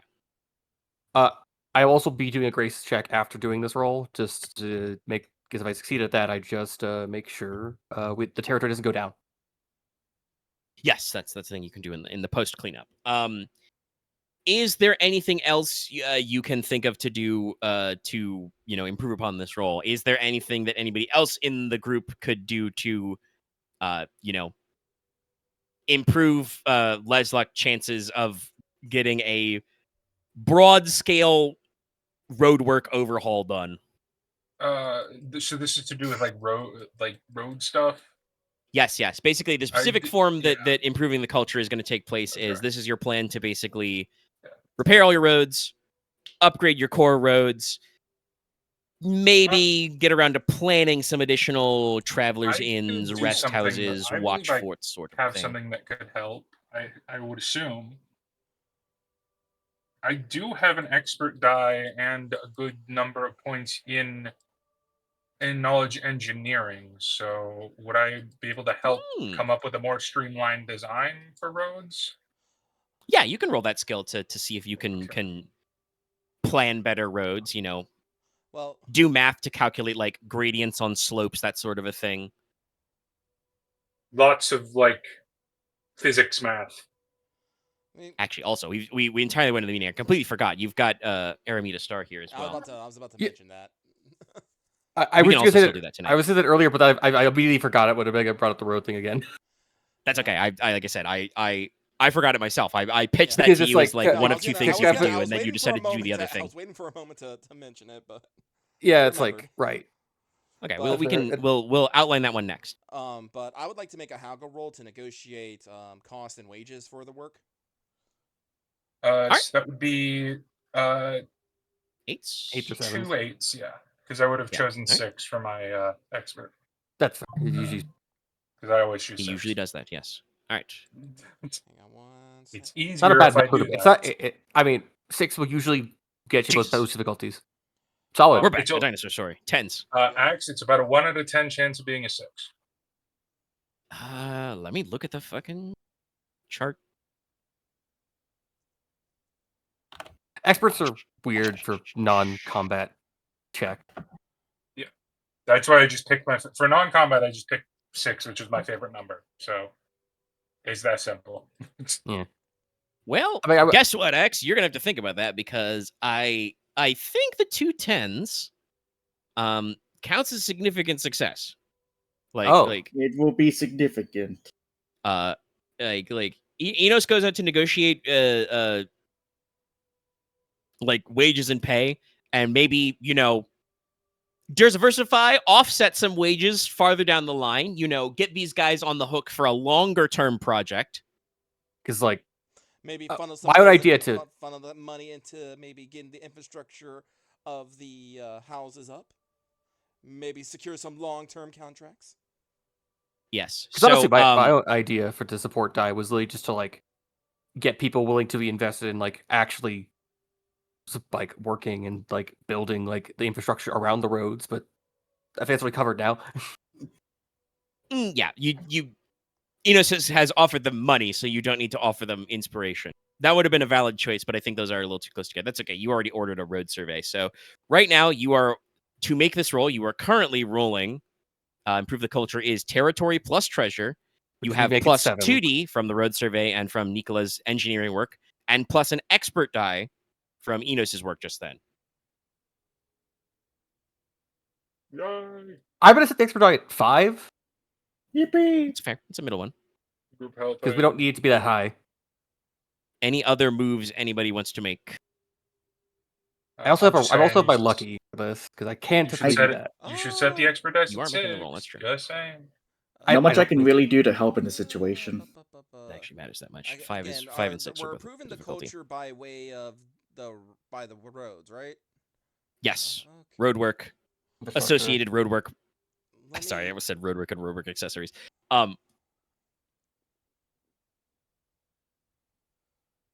And anything which I think could be considered roadwork adjacent, repairing bridges, and like we said, we can be a little broad. If Leslok rolls some, really good matches, we're we already might say at, that you can get a leg up on This is like, going to be building 9 your inns dice. and watch forts and stuff. This is 9 dice and an expert die. Plus, I have a reroll, so I think that's yeah. Can That seems pretty solid. can Enos go out and just, well, for lack of better words, spread the word, like basically give the project some hype, not necessarily in like an inspiration way, but make people known of it, declare it, say, hey, we got jobs available, good pay, come put up the sign. It's basically the equivalent of putting up a sign, coming here soon, new road. Okay, Lucky, I have to admit, have you ever seen the monorail episode of The Simpsons? Because that's just what I'm imagining you doing. I haven't, but I know it's like joking, but I would like to make basically a fascinate roll to make people go like, oh, right, awesome, cool, we want this, we love this.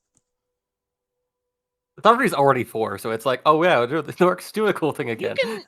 You can make the roll. It seems kind of like it would not be a like super deep cut, but you might roll a really big success and like get people really, really excited. Well, let's see here. Let me double check my pool.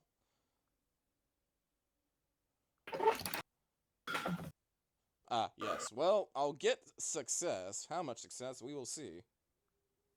Unless I Yeah, it's success. Unless I am very, very unlucky all of a sudden. I mean, beauty would apply here. I don't think ability would apply because it might not necessarily be Enos in person. Fair. Enos, It's more it's of true. a. It's more- Enos is orchestrating a hype Making an campaign, advertisement but campaign. I don't think Enos is literally wandering down the streets handing out flyers. Roadwork, roadwork ahead. He just made the flyers. He gave several people to send them out. Yeah. Yeah, like I maybe wrote the flyers, but as I have to bring my tablet close to my face so I can look at numbers. 6s? Yeah, it looks like Gotta 6s. read. Yeah, a pair of 6s. That's a pretty average success. I will call that a wash. No positives, but no negatives. You didn't flummox it up somehow. Seems fair to me. Raising public awareness is good, but you already have a pretty strong dice pool. Okay, doke. So it sounds like you're on board. At the very least, you did successfully inform people. Yeah. Yeah. I guess You're it's more calling 5 on the expert. Yeah, if I have an expert, so that will just Right. should I put it in the roll or just like know that? No, we just know that's what it is. Okay. No. It's 5. And I told you should have But picked did 6. I told you. I told you. Okay. But immediately afterwards, I need to I do mean, one it's thing. still 3 6s. I know, but I want it on the record though that I That's was fair. right. It's true. It could have been 4 6s. But I I mean, need to do one technically, the more. 5 also did make a match. It made a 5. Yeah, true. True. This is a very good Nobody's but opposing this. one more thing is I need to also do this. Yes. All right. 3 5s on my graces check, so I think I'm fine there. All right, and That is not your prevents grace's the pool. Treasure does not go down. No. Territory does not. Territory doesn't go down. Yes. Okay. So your territory is not penalized by this. I will make the appropriate note. Yeah. So basically, it's only the money we had to pay for this. So your treasure, which is your bigger stat, is dunkled. Territory stays at 3, but that increases your sovereignty to a new stat of 5.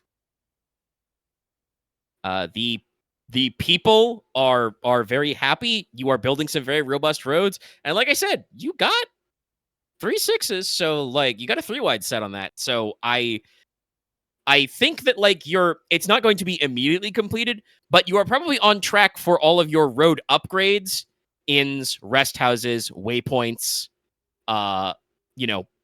forts and towers. Those are on scale to be done before Summer Court. Wonderful. Mostly probably the traveler inns and rest houses and stuff. Stone forts take longer, but you can raise a wood frame building in a day. We'll have like the framework probably ready. But yeah, and so you are very strong sovereignty wise. You are spent a little bit of money,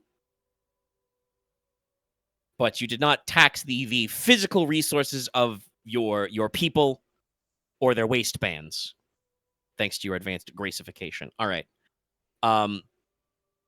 Then yes, because it is not super late, and we've not been going super long. Do you guys still want to excuse me. Meet the professor. Meet up with Araminta, yes.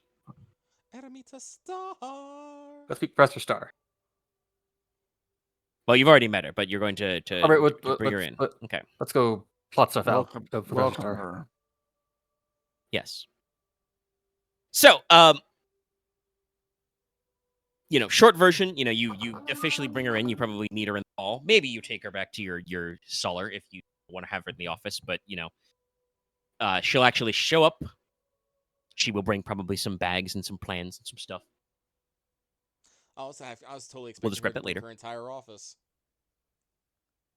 Oh, I mean, she probably did bring that, but she's not bringing that with her into the meeting. That's Ah, probably okay. in the Yes. why can't That's I a- Verity house. Yes, That's Verity in House. those dozen crates that came with her.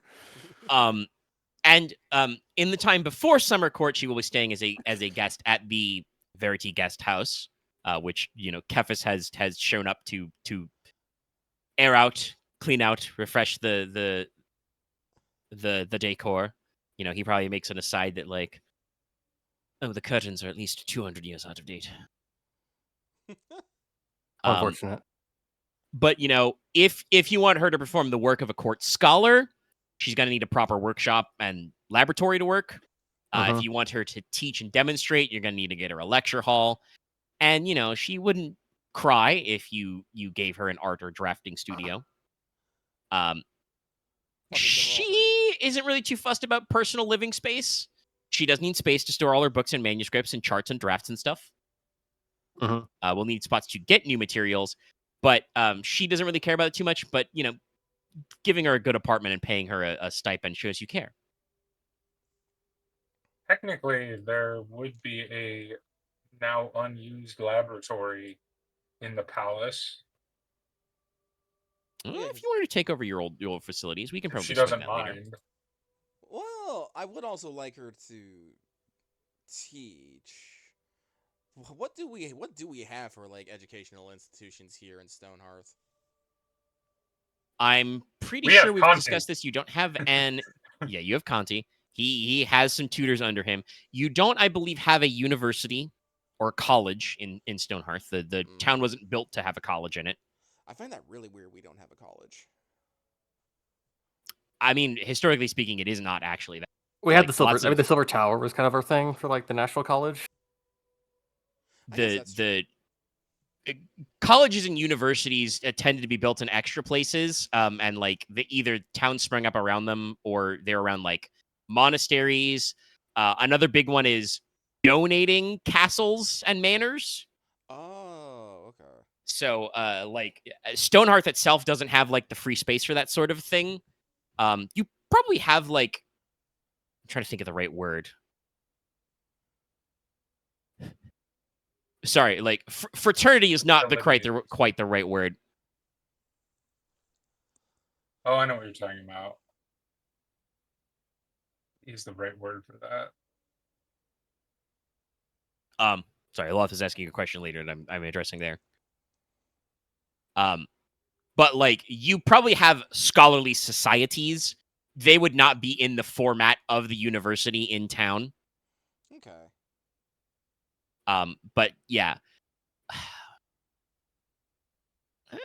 I mean, you have theaters. Like you could probably use like a old theater or tavern space as a lecture hall.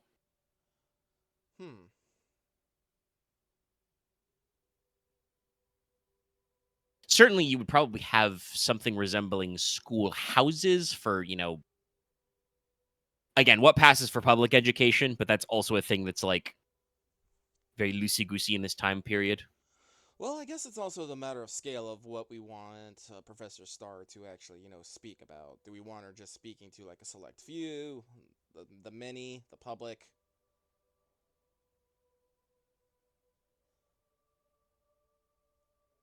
You guys will have time to work that one out. Like I said, for the time being, she is perfectly capable of, setting up and operating out of the very house that's here.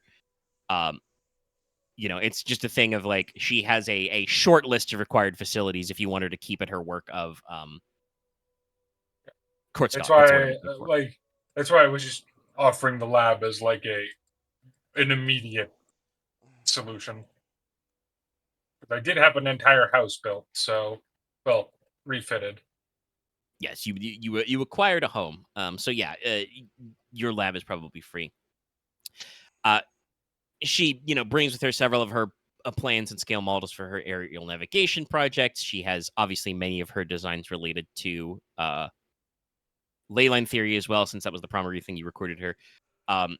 She also does have her her working model of her lever action self-loading crossbow. Huh. Her name Huh. for it is Balestra. But basically, the way it works is it's got like spring loads and a mechanical like loading lever. It's got a lever and spring action. So it requires no external devices like a goat's foot or a windlass crank. You just put it in, work the lever. Her current version is equivalent to a light crossbow, but it does have AP1. Oh, interesting. Cool. Hypothetically, if she improved this design, because this is part of my onboarding process to research tab. Literally, my part of the notes is called research tab.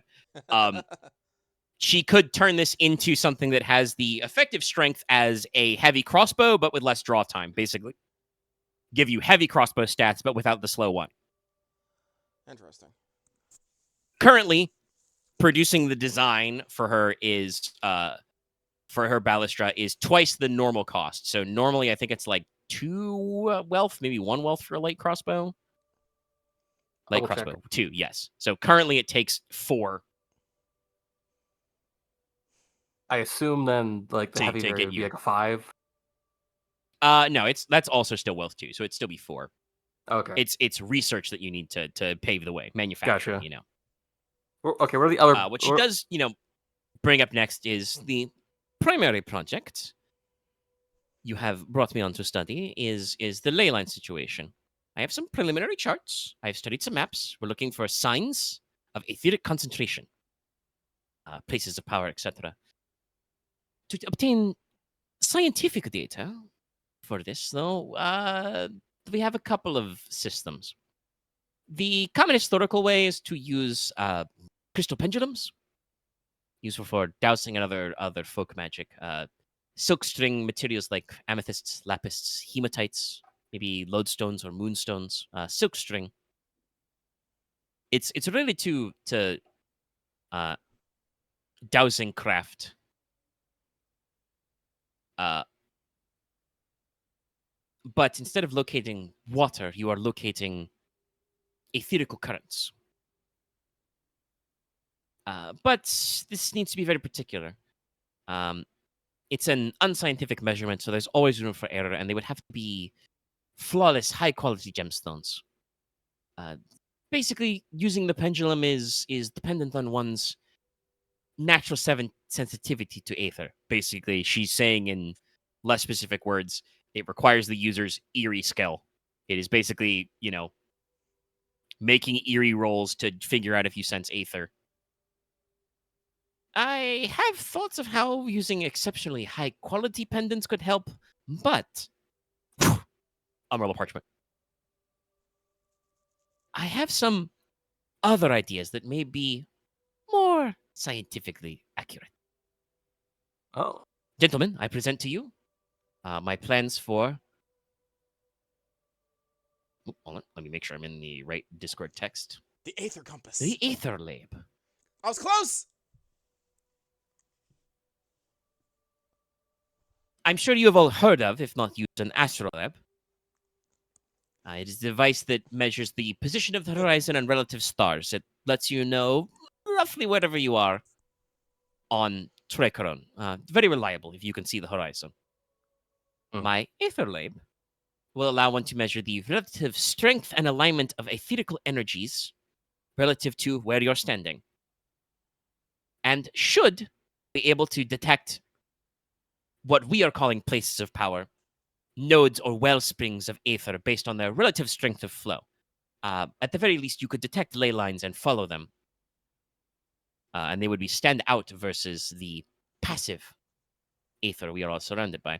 Now, my current plans and theories do state that I will need some very specific materials. She whisks out a little lecturer's pointer and points to parts of her chart. So these materials, the outer shell would need to be high quality electrum, gold and silver alloy. This wheel here is ivory and enameled glass. These wheels are made with precise measurements. We need some very high quality springs, a ruler. These needles here require very specific alloys I would have to source, that sort of thing. But basically, the mater, the motherboard, is the interior case. That will be marked with symbols to track the 13 celestial houses, the 7 prime stars, and the 9 elements of creation. If you wind this spring here and this here, your various needles and measures should, when exposed to ambient aether, detect increased etheric activity, and the attuned devices will be drawn to it, so you can track it and follow it. Hypothetically, if such things are expressed by aether, you may be able to tell if the natural aether leans more towards being bound to specific elements, specific celestial houses, that sort of a thing. I cannot guarantee this functionality, but this is why we have these functions. But you should be able to take precise measurements to the position, distance, and relative strength of a ley line, and that would let us map flow. Then, by detecting and mapping the ley lines, we can detect places of power. And by building a rigorous scientific measurement, we should be able to tell if the flow of aether is blocked by comparing our aether lab results to the expected results. Basically, she uses a simple analogy of like checking the flow of a river.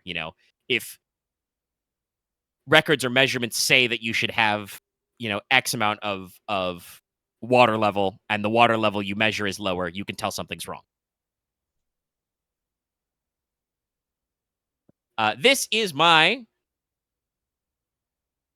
funny lead-in to kind of introduce you to the mechanics I've got in mind. Basically, Aramita can work on some projects in a month. The more money and help she has, the more she can work. You can, without rolling, tap a point of treasure to give her funding, or sovereignty to give her unpaid labor. Basically, just tell people to give her stuff or work for her. Mm-hmm. And each point you tap, which, like I said, does, reduce you for the month, but is not actually a roll. With some of this is guaranteed, is a milestone to advance your research. The Aether Lab is a 1 milestone research project. Mm-hmm. Basically, pay Aramita a point of sovereignty or a point of treasure, and she'll get it together for you, and, you will have a device which should measure ambient aether, and that will be helpful for your, future plans to study ley lines and so on. Each milestone can be a point of sovereignty or a point of treasure. Later projects will probably need 3 to 5 milestones to complete. Gotcha. You guys can assist.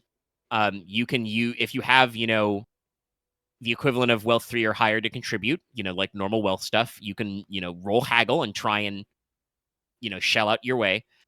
You can only aid once per month this way per person. Okay. You only have so much time and money in a month. Mm-hmm. You might be able to substitute the sovereignty point by having your own personal expert or student skills to basically provide skilled labor or technical assistance, but that means you are going to be using your personal time to help Aramita in person. For at least a week. I don't know about necessarily a week, but depending on the project, you're going to block out some time. Yeah. So the Aether Lab is her example of this project. This is your first one to get started if you want to start cranking out aether detecting devices. Not like instantly, because she still needs to attempt to assemble the materials, but Yeah. Probably within a couple of days, if you give her the funding or the manpower, she can assemble all the materials and start building her treasure do we test have models and left? testing. We have 3 points of treasure. But we also technically have 5 points of sovereignty right now. You do have 5 points of sovereignty. Like I said, you can, if you're willing to go into that well, you can move that out there. I'm also like wealth 6, so it's like I mean, I can contribute 3 wealth worth of stuff. I mean, it's mostly just like I said, the Aether Labe's 1 point. She basically needs everything, or she has everything but the materials, so she knows exactly what she's doing. There are several other projects she has in mind. I will not take you guys down too long, but she has. We'll just show the first tier of some ideas, but some of these are tiered, and if you complete these milestones, they will go deeper. Rad. I love tech trees. I kind of want to just like use 2 points of sovereignty right now on this stuff, but I'm not sure if people are okay with that. Let's I'm not. Well, you only right now you only know of 1 point of I'm sovereignty. about to say, so why are you spending 2? there's no point in We only have overpaying. 1. Yeah, we should definitely use 1 point of sovereignty, but there's literally no point in using 2. And also, you guys are all talking about how you have all this wealth, but if you don't have anything to spend, you can also save us, our company staff for later. Yeah, no, I'm going to use. Okay, Omega Man, make a roll. Bitch. That's fair. I could. You can roll haggle to attempt to use your. What's your current wealth? I'm going to use a different thing, if that's okay. I was going to attempt to create orichalcum to help offset the wealth. Then you still need to roll. Well, then you're making 2 rolls because then you need to roll haggle to sell the orichalcum for 3. Gotcha. If you personally have at least 3 wealth, you can also just roll. Yeah, but this is to easier. save the point. If I have 6 wealth, do I take a point hit from it? Oh no, it's just that, like I said, you can only contribute to 1 project per month. Technically, you can contribute to 2, but if you do 2 points, then you do have to roll, or you lose a point of wealth. I'm going to attempt to make 2 batches of orichalcum, by the way, 1 for personal use. I'm setting. I mean, that takes you 11 billion hours, so 2 days. We'll figure that out in a second. second. We'll that later. The Aether Lab, like I said, is a pretty straightforward project. She just needs 1 milestone to do it, and like I said, the milestones are either in money or manpower. She brought with her all of her plans for aerial navigation. The first one is her hot air balloon. I'll phrase it this way. She has plans to get this project ready for a manned demonstration by Summer Court, but she could get it done faster if she has more funds. This is a 3 milestone project because she needs to make a large cotton canvas balloon covered in paper to seal it, make a large wicker basket, assemble the torch that provides lift. Her current plan is to use a fuel made of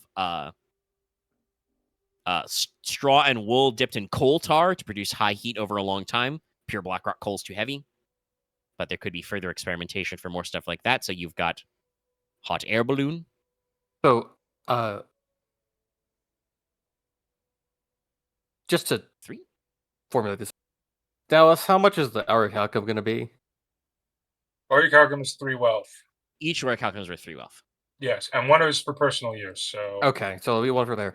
I need somebody has to make a haggle roll to actually convert it into 3 wealth of stuff. And it shouldn't be me, because I will just fail. I have 6 die in haggle. If you want me to negotiate on stuff, I just please. I cannot. Please. Please sell my products. Yes, I will sell your product, return your money, and then you can give the money to get their resources. That will, I guess, fund the astrolabe. Yes. The Aetherlabe. And now, if you want to spend treasure or sovereignty on the hot air balloon, that probably makes more sense, since that has. Let me pitch. The rest of her stuff. Obviously, talking about weaponry, she's got a few designs that will go further. The starting level is the Balestra. Basically, this is a 1, 2, 3 step. So step 1 is mass produce her first model, then make the heavy model, then mass produce the heavy model. So 1 milestone gets you to the light Balestra, goes from costing wealth 4 to wealth 3. 2 milestones gets you to produce her heavy Balestra. So that would be a heavy crossbow without slow. Step 3, mass produce that, making its wealth cost only 3. Okay. And obviously, even if you guys are not directly going to use them, that's still a thing that you are. If you get to mass production of the heavy ballestra, that means you can have guys armed with heavy crossbows that are lever action. That's They're fair, because it's like, self-loading. I just feel weird because it's like, we're House Logi, we're more known for like guns, but that's probably a thing further No, down. Actually, She has some ballistic work, some gun stuff that can go a little lower, but like I said, Max, that's you're going point to of need order, to we are warm known up to it. for technology. Okay, fair. We are And known. fair. We are the tech people. Yes. That's fair. This is also innovation in its purest form.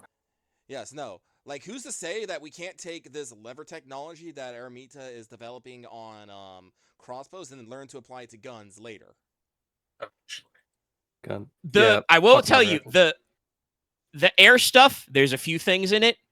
The weaponry is probably the one that I'm not ready to pitch them all to you, but it's probably one of the deepest trees. Because Yeah, I that's would fair. assume that you guys would want more killing devices.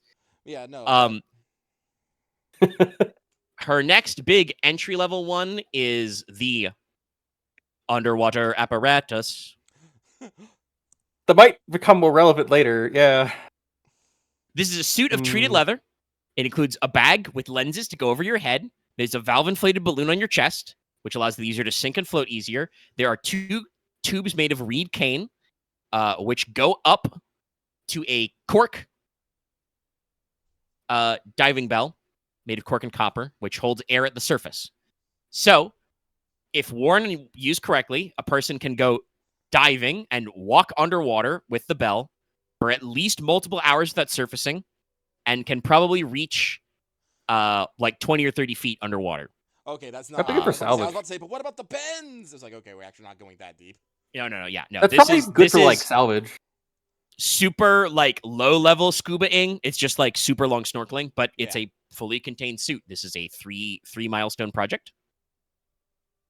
Actually, can we One that push might be of that, interest to Aren? you is her self-propelled cart. She's got small scale model for this. Basically, Oh. her full plan is to build something about the size of the minecart that has a flat bed. Inside, it has 2 large spring gears and a lever mechanism for steering. There's a balance wheel to smooth out the motion. When you wind it, the 2 gears propel it with the wheels forward. The steering gearbox follows pre-programmed instructions, not unlike a music box. The power and speed of the cart are proportional to the springs. They do need delicate balancing because they're like a giant clockwork, so like it not going to replace the horse and carriage, but basically this could be used to move cargo and goods on pre-programmed paths very efficiently. I was about to say, like, honestly, that just sounds like you say minecart. It's like, fuck, I just put it in the goddamn mines. Yeah, no, this is like That a cargo doesn't like thing more than innovates a- like that doesn't innovates like extraction materials easily. Hypothetically, later, this could be applied to maybe war vehicles, but that's a further step. This is a Yeah, 5 that's a- milestone. Oh, I have a request. Yeah. Would you put all of these in like a text block so we can pin that, or put it like? Oh, in a I'm typing tab it and, right like... now, yes. Okay, thank you. Because I need As, to like as I name them, I I'm need a typing list them to and look at. jotting the milestones. fair. Yes, no, I understand. That's like we're working on that. I have this as a bulleted list in my notes as well, but I don't Oh, want to thank copy you. all of it because it has It's like- results and stuff. There's like 2 or 3 here that it's like I feel like I want to do those first. But the rest is like these are cool, but like not a priority in my mind. A lot of these seem like no offense to it. The scuba thing just kind of seems neat.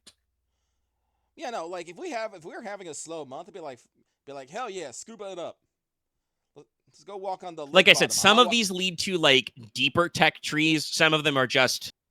It would be neat. The underwater apparatus is just that's cool. Like you're not with Aramita alone are you gonna get to like the diving bell or No, like that would lead to other people like that would lead to other people like maybe trying to develop it on their own time. the whatchamacallit, there was actually like a wooden submersible plane in like the Revolutionary. It was not very good, but like Yeah. there was a weird diving bell technology that's like colonial era. Aramita probably won't come up with that on her own, but you know, Again, that this would there's- be a step that later you could double back through. There's other people in Teine, I feel like, that probably make stuff, and that probably Doesn't just be like matter this right now, word. please. All right. Another one that is a passion project is her mechanical might. She's using her knowledge of anatomy. She's basically got a suit of armor, or draft plans for a suit of armor, Pretty with unmagical gears, weights, living and armor. pulleys in it, which can let it mimic a variety of human movements. You basically can pull on its cables and use preset, gear weights to work this stuff. If built correctly, she says that this thing can do sitting down, standing up, moving its head, lifting its visor. With more advanced weights and programming and more practicing, she might be able to get it to walk, wave, maybe even swing a weapon. This is the one I wanted to help her on. For something made Mostly about an enchantment. Yeah, it's amazing. For like a demonstrator, and could have a use for entertainment, but might have practical use later, like building like functional automatons. And yes, she does say this is entirely with counterweights, pulleys, and cables. Yeah. No direct use of sorcery. This is the one I wanted to help her, because we saw this the schematic for this in her office, right? Yes, I believe you did. Yes, because I literally have in my notes, help Da Vinci lady build Robot Man. Which is, I'm assuming last this is one, what I was talking about. Speaking of super funny stuff, is Aramita has done a lot of work in fluid engineering and hydrodynamics. She's got some small scale like theories and applications to this, working for water irrigation, using water to help in mining. By the way, I have in parentheticals, yes, hydraulic mining is ancient. The Romans would dig tubes for water to flow from aqueducts to get in the rock, and then they would dig out the rock once the water ate away all the soft stuff. Improvements to water wheels for mechanical power, like just general stuff. Her large scale plans is she's remarked on the theory basically that water can't be compressed, so you can do a lot of stuff. Her plans would be to build eventually larger scale projects, which aren't even like in her inventions list, just like cool ideas you could do later. Hydraulic powered bridges and cranes. Basically like you could build movable bridges and drawbridges, which would be powered just by water pressure. Like large scale logistics stuff. But her tech demonstrator for this, which is a 5 milestone project, is basically a hydraulic press. Since water can't be compressed, you can do an incredible amount of force for hammering, pressing, and shaping metal. And if it works, she basically says that it will have excess force of a mill hammer. And like I said, her fluid dynamics would probably go in a further one. So the hot air balloon's 3, the ballista is 1, 2, 3, the underwater apparatus 3, the self-propelled cart and the hydraulic presser 5, the mechanical knight is 3. Okay.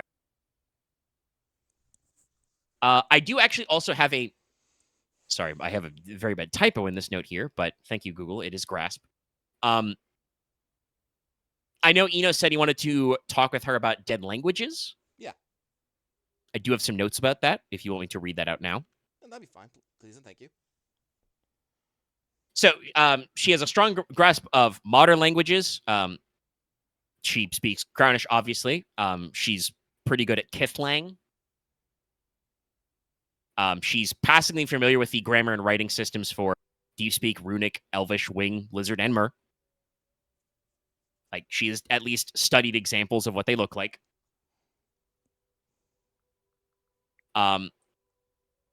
She knows a little bit about the Cauldron language and knows a little bit about Penitent Sign.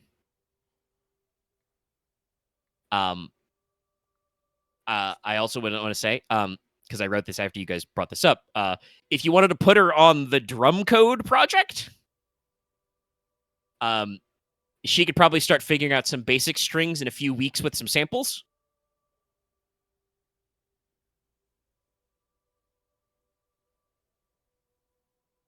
No, I might try to crack away at that myself, yeah. I think we'll be okay on that one. But with the subject of dead languages specifically, there is some stuff she knows pretty good. First of all, she can read and speak Imperial. Rad. Oh, you too? Which does, like, some of that got communicated, like, got borrowed into modern Crownish.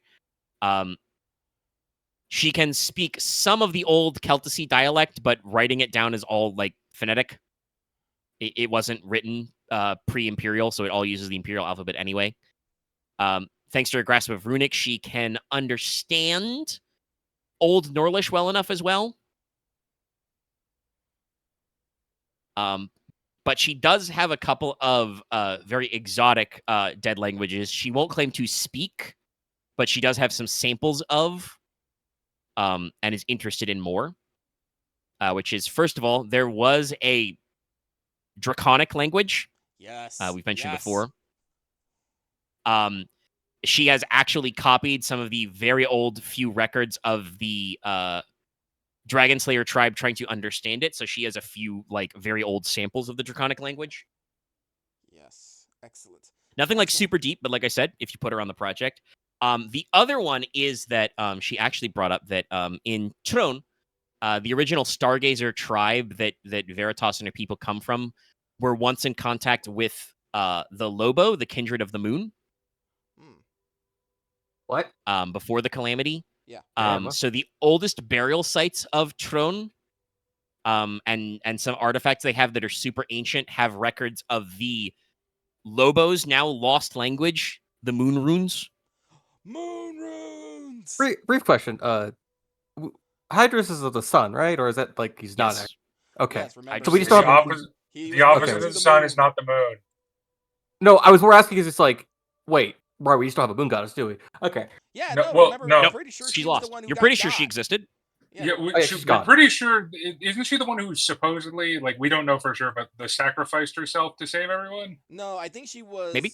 I think there's a lot of theories. I think the one that I'm one to believe is that she was the one that got attacked, which made Hydrus fly into a rage and set Yeah. upon the calamities. But sorry, I didn't mean to yell at you, Max. I'm just very tired of people on the internet immediately assuming that the moon is the opposite of the sun. No. I more It's asked it not because how it I was more just I was more just It depends on wondering the of culture. did we just not actually have a moon and sun god because those are gone No, now we actually. have. Yeah. Hydrus is the sun. Yeah, that's why I asked because it's like right, yeah. Using the phrase opposite number is technically correct. Like, polarly, Hydrus is opposed by Deatacida, but, sun-moon dualism, there's something there. You guys, there are a couple of, for a fact, there was a winter goddess, Chilona. You know that she existed because you have mythology from the calamity that Tempestus killed her. Got her ass. Right, they literally fought each and other. also Right. ice giants. Yes, you guys also know Yeah. about frost giants, so you're like, we know where those guys came from. That was that goddess. We don't like her. We're mad. And she was separate than the moon goddess. So yeah. Yes, There's she was So at separate. least know two of the dead thrones. You know from their absence, you are reasonably certain that there was a Queen of Heaven, Bride of Hydrus, the moon goddess. Though again, exactly was her purview and what was routed through her, you aren't sure about. But like Aramita said, the very ancient peoples of Trone have records that they used to be in contact with the Lobo, which were her kindred, the Wolfman. Wolfman. Weren't the Wolfmen mentioned by our ancestors from the Flame Dancers? Or Yes. Yes, they were also in contact with the Lobo. Yes. I believe the Sandodiga said that according to their oral histories, her people were once from a warm plain, I think it was, right next to a deep forest. Yes. Yeah, and then that they Which is traveled originally through where the fire to get away from. Wolfmen were there. They had Yeah. contact with the Lobo. Yes. And also, like I said, talking about knowledge through absence, you are pretty sure that there was a consort to Vertum who is the Sky Mother, and that's you guys are that's a people hate theological Valkyrie will debate know. nobody wants to get into, but you guys should think about whether or not you think that the Harpuya are her kindred or not. Yeah, they don't have the associated one, do they? Huh? No. Or they kind of do. Huh? But That's a big theory, Craft. Why are the Lobo all gone then? That's another thing. Why are the Lobo all gone? Anyway, is there milestones They're not associated gone, with they're this on- the Dead Language project? No, there are not milestones associated with the language. This is more of you wanted to know what language she knows about. So she knows these areas if you want to get some study done. And also, if I know how you handle getting your language points lucky, if you wanted to buy some points in anything Imperial or something, she's got it. Well, yeah, no. Now that you have told me, well, I guess I got to figure out how much I can buy in it. That's reasonable. I got Master Die in most languages. And technically, should you ever need to translate some things, she has access to kindred languages you guys don't know yet. Like I'm pretty sure Inos hasn't put any points in Mer or Lizard yet.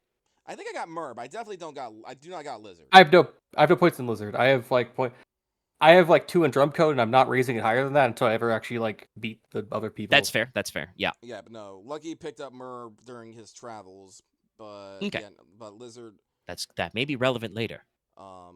Lizard he does not have. I have a lot of Mer, but I have Nor none in Cauldron. Lizard He because also I have does no. not have Cauldron. But I know other people have Cauldron. I have everything that I think I have every language I think Leslok has happened upon, like that have come up more than once, or every language that's legally relevant to like directly interfacing with the country. Deep in Elvish, and that's and obviously Crownish, but it.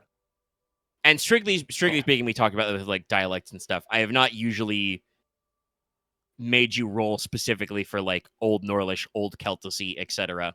Yeah. Usually you can stumble through that with rolling your modern Crownish. So just to go back to the research tab. Yeah, I got the list. I assume Dallas already like his Orcago got sold to I guess pay for the Astro Aetherlab. Enos made the roll, so that generates the 3 treasure. So you've got all right, because in a couple of days she can get you the Astrolabe. I would want to spend. I'd like to do the 3 wealth purchase to do a first point in the higher balloon. Okay. Speed her up a little. That's good. I'd want to put a point somewhere there, and then maybe someone else could like to the last point just get that done, and then we could probably think about if we do everything else next month. I guess. You guys or I guess if we have, you don't have to lock all these out right away because it's not like she's going to build you like hot air balloon overnight, you know. So no.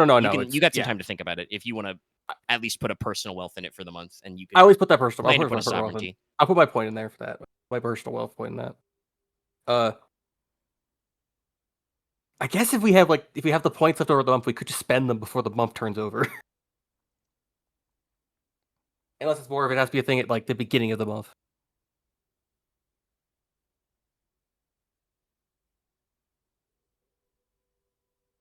What's your stance there? Sorry, Axe, you were saying a lot of words and I kind of zoned out. What was that again?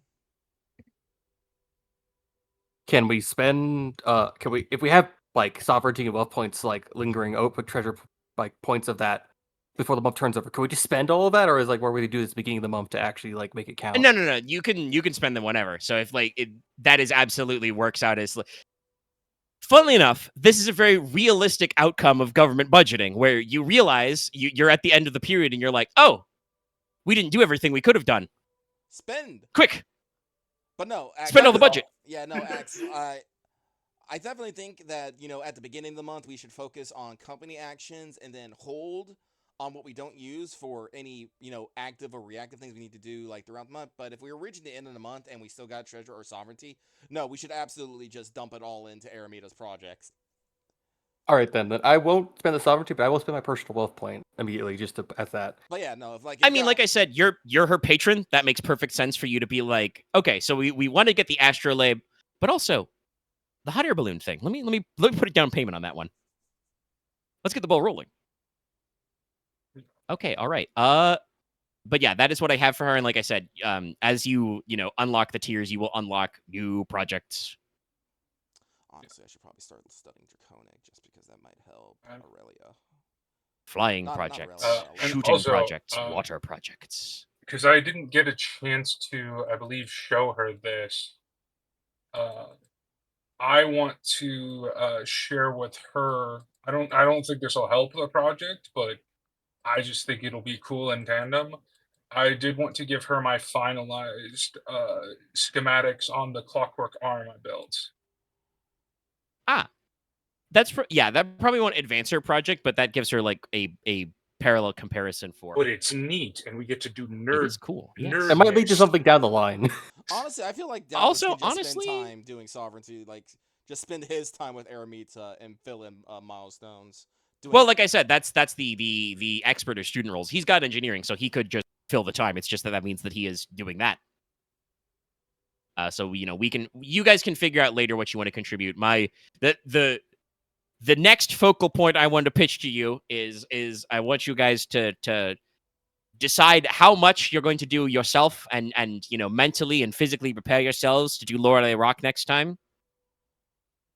And then I think you basically have like the rest of the month free. So it's going to be thinking about if you want to do any company actions against the Corsairs and like what other expedition-y type things you want to be doing When will be that.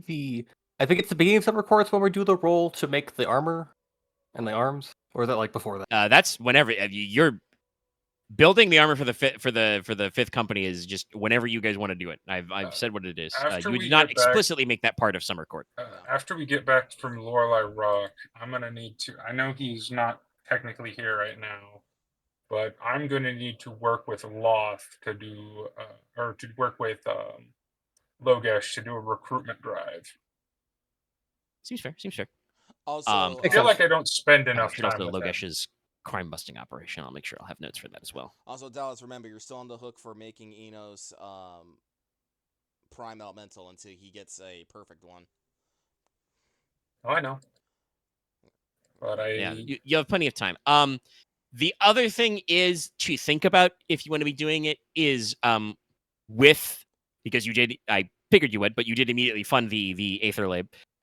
With that, you will be able to directly walk up to places and be like, "Hello, is this Wiggity? Possibly Woogity?" Honestly, Holy I'm shit, fine. that's If there's any locations you guys want to run the radar over. Oh, there's plenty of Oh, locations gosh. we're gonna run the later over. We're gonna run it under the Mountain of Life. We're gonna run it over some rivers. We're gonna take it into some woods. We're gonna take it over to maybe Lorelei Rock. Actually, how long will it take her to complete the fucking Astrolabe? A couple of days, probably. Yeah, She needs to actually like grab materials and assemble. We might have Lorelei Rock ready by then, kind of, Yeah. or at least like explorable safely. I mean, I don't know about safely. It's like it's unless the Astrolabe is one of those things that was gonna fall apart at the slightest disturbance. We just might take it on the initial expiration. It's a little delicate, but none of the components she listed are like Irreplaceable. deeply fragile. She's got some interesting metal alloys. There's a little bit of like enameled glass in there, but that does make it stronger. Electrum is actually like a decently tough alloy. Like it's a little soft because it's silver and gold, but it's resilient to like temperature change and stuff. Aren't Astrolabes able to be like made like put flat since they're usually like a bunch of rings inside of each other and stuff? I have Yes. to go. Yeah, so we could probably put it Dallas. in a case. But also, good night, Dallas. Yeah, you can put it in a case. All right. Oh yeah, XP. I guess. Yeah. I was reiterating for everybody what our plans for next problem. session to think about, huh? Yeah. Think about our stuff. I'm pretty sure we hit all the big stuff. You got the fucking. You were here. You all roleplayed. Nobody's problems came up because we literally the entire session was meetings. That's what we do. Oh God. And I don't know if anybody hit any missions. No, Watch because yourself. I've not directly investigated Lorelei Rock yet. Shit, if you don't have a mission, it's been a month. If you don't have a mission, you should think about it. Oh shit, did I get my mission XP for returning to the Dragon's Eye? Fuck, I don't remember. It's been a month, son of a bitch. You can double check your math, I guess. You definitely completed the mission, but I don't know if it Replace that with something else. Well, we'll see. Okay. But we all did stuff. I think everybody had a decent case for in character and stuff. But yeah, you still have your plans. I'm glad some of you still have your missions open-ended because, like I said, we've been going for almost 4 hours. It has been entirely planning and meetings. Welcome to Rain, baby. So that's where we'll wind it in. Thanks everybody for tuning in. We'll see you next, Tim. Like, comment, subscribe, and hooray, Rain's back! Hooray! Rain's back.